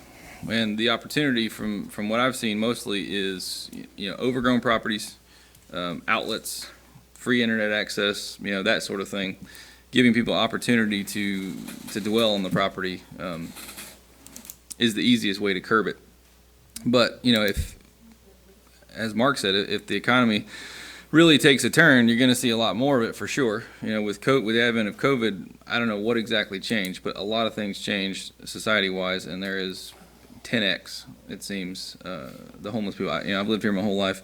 I've never seen it like this. Right. You know, it's always been a place that it was somewhere else. When you're traveling to some other town, it's never really been here. There was typically one or two people, but everybody knew them, and they were typically mentally ill. Right. And they had family here, they just didn't want to live with them or whatever. So, And you know, we like the Hands for the Homeless. It's no good deeds unpunished. Sometimes they know they're feeding them, so they're hanging out close to there. So they've actually had to tell people, hey, you can't stay, you have to leave. right. There was one that the lady came up today. I had stopped by after Randy told me on my way home late one night and stopped and chatted with a guy. And like Randy says, he's a real nice guy. He's not, in my law enforcement career, I dealt with a lot of homeless people, more in Palm Beach County than down here. But we had a lot here, and you saw there is a lot of mental health and there's a lot of substance abuse, and the jails full of them down there. But the ones we've been seeing around here aren't all that. I called the sheriff's office. Baker acted someone the other couple days ago up in City Hall. City clerk came out and said, I need your help out there. And there was a guy out there, and he was saying things he might want to harm himself and that. And this guy, he was probably off his meds, this guy, but the sheriff's office responded to that one too. So we're just seeing more and more of it. We're all going to see it. The code enforcement, the city, and the sheriff's office are doing the best we can. I'm sure that Darren, they're probably seeing it through the whole county, just not at Avon Park. So we're very aware of it. Can I add something?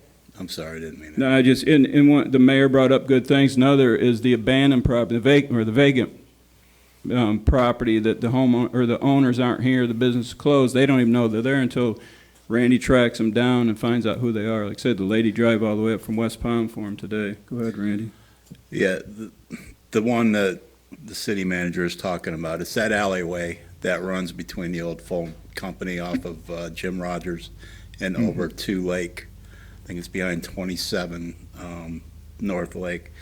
There's a tent that's in a little cubby hole there. There's literally 5 or 6 people living in it. The lady came up today that owns that building, the old phone company building.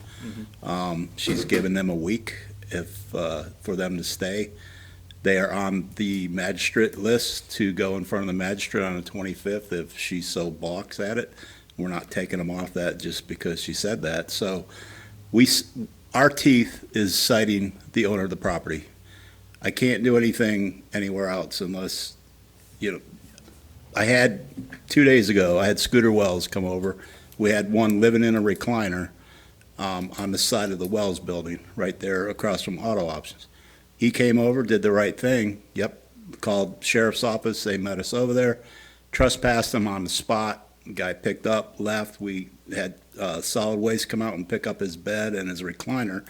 But those are the people that are local, trying to get some of these owners that live halfway across the country and all that. And by the time they get the certified letter and all that, we got people screaming at us, what are you doing? But why aren't you doing anything? I called a week ago.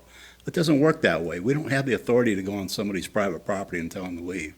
It's got to come from the homeowner. And then from the homeowner, it's got to call the sheriff's office, and they have to trespass them when the deputy's present. So we've had 2 trespass from the old Yana plant in the last month. Got a call. I go over there. They're right next to I think it's the homeless, the food pantry. Right. They stay in the old Yana, the little cubby holes there, and we've had to trespass. So literally, had 5 people trespass that we could trespass. Now, if you want, it's going to have to come from a higher authority than me if you want to keep them off of the mall. I know the city takes care of that, but that's, as far as I'm concerned, that's DOT property, I thought, or state of Florida property. But that's at a higher level than me, but I don't think that's going to solve it. I think as the city manager's doing, shutting off the power, that whole area over there, you have the perfect storm. You have the power, you have the ability to go to the restrooms at Donaldson Park, and you have the lake. If you want, and the weather's been nice. I've seen a lot of people that go. Matter of fact, from that tent, they use the lake to shower and take a bath in. They walk back, charge their phone on the mall, use the restrooms at Donaldson Park, and they're living life until a home or an actual property owner can be found, and then we have them trust. Well, then we have a problem with the property owner. Sometimes they have, like I think Shelley said, it's a double-edged sword. You got the humanitarian part on one time, and then you got the other part that doesn't want the blight in the neighborhood that drives down the property values. So a lot of these owners are like, I don't care if they stay there, as long as they're not messing with buddy or breaking into my house. Then we have to take them through the process, and then the process, by the time we get to the magistrate, he may give them another 2 months on top of that for them to leave, or else they start to run and fine on the property. And so it really kind of looks like we're not doing anything, but that's only by appearance only. We're doing everything legally we can do to keep these, and again, a lot of them are down on luck. Some of them are, they're crazy. We have a guy that I caught sleeping the other day in front of the old Newsom building off of Hal McRae. He's the guy that you see, the Spanish guy that drives all around on his bicycle. He goes from place to place. I can't cite him. I can't tell him to move on. All I can do is cite the owner of the property. But that takes weeks and weeks for that to happen, if I can find them. Yeah. So that's my spiel. It's tough. And I came from Charlotte County when I was working code enforcement over there. They didn't have, that's a beautiful county. They didn't even have a homeless ordinance over there. They had a county piece of property that they kind of just let them stay on. Now, whether I understand the liability of that by allowing that, but that's kind of how they like. As long as I don't see them in the downtown area or whatever, let them stay over there in the trees in the woods. So Jerry, it looks like you're primed to give us a response from a legal perspective. What do you have? You got a lot to do. Is there anything that the city can do to curb it on public property, or are we pretty much doing everything? Very limited. I'd have to research it and see what, because it's never come up before. And so I will look into it and see if we can figure something out, but I'm not hopeful. Okay. I think, a lot of the issue is you think about what does someone need every day? Well, someone needs food, water, a place to sleep, right? Food, water, and safety. So, you can help eliminate the stuff on your own property by simply mowing it, making everything visible, lighting it up, etc. But as long as a person wants to be homeless and a person has access to food and water, they're going to be around. So I think maybe one of the things we could do is perhaps talk to all of the food vendors out there that are giving away free food and educate them. Perhaps. I'm sure some of them will be responsible. Some of them will be responsive. Some of them probably won't. We could ask to hand out a sheet of paper with every bag of food or whatever, just simply saying what's legal, what isn't in this city. But as Jerry said, there's only so many things that you can do on public property. So, and it's always, you're going to have, half the population is going to say we have to do everything for homeless. Half the population is going to say this breeds crime and we hate it. Right, that's why I said we skate on a double-edged sword with this. Right. I heard no one said, see if the city can dig deep into the resource and see what we can do to help. To provide housing, you mean? Yeah. Okay. Well, if you provide housing, they'll get full, and then they'll say we want more. Housing authority do house homeless. Yeah. So they're people. Well, the thing is, you get more of what you subsidize. So, if you're handing out rewards for bad behavior, guess what? You get more of it. So. What I'm saying there is that, like Mark said, some have just fell on their bad luck. True. We can't help them all. I am very aware of that. We can't help them all. Some of them won't help. But as a city, I think that we can dig deeper into our resource to see if we can try to help those who want to help. That takes some of them off the street. Yeah, I have no problem giving direction as to what is available privately, but as far as city-funded initiatives to provide housing or anything like that, absolutely not. Well, that's why one of One of the things that is available is a church service center on Main Street, and the reason they have that there is because a lot of people when they're down in their financial, they'll go from church to church to church and ask for help, and so they developed a church service center so that if somebody goes to a church and needs help, whether it's money, pay a bill, or clothes or food, they send them to the church service center on Main Street, and that basically takes care of at least everybody in Avon Park, whether they're homeless or whether they're having a problem paying their bills. And that's, that's something that, it's there available to them, and I'm sure they know about that, as well as the homeless feeding that's going on at that Union congregation. So, like you said, as long as people are getting help and like that, then they're going to stick around as long as they can. Right. And, other than, I don't see how the city can turn around and make a decision who to help or not help. It'd have to be a private organization that would kind of be able to pick and choose or figure out how to, if somebody comes and spends a night at a place, they have the rules and regulations and when they can be there, when they can't be there, whether they have drugs and no drugs. So that's kind of like a different situation that I don't think is available to us at this moment. I'm not giving the impression that the city is going to help. Maybe the city can dig deeper into the resource to find other organizations that can help. There gotta be somebody out here can help. All these millions of dollars being given out for homeless, and gotta be somebody we can help, even if that means we have to send them to another town who's offering the money. But I'm not saying the city, I'm saying maybe the city needs to dig deeper into our resources and find out who are the organizations that will help. It sounds like you just gave yourself a job. So why don't you look up all those organizations and hand them to the city manager so they can do that. So, all right. Anything else for the good of the city? Nope. All right. I entertain a motion to adjourn. Motion to adjourn, please. Hearing no opposition, we are adjourned.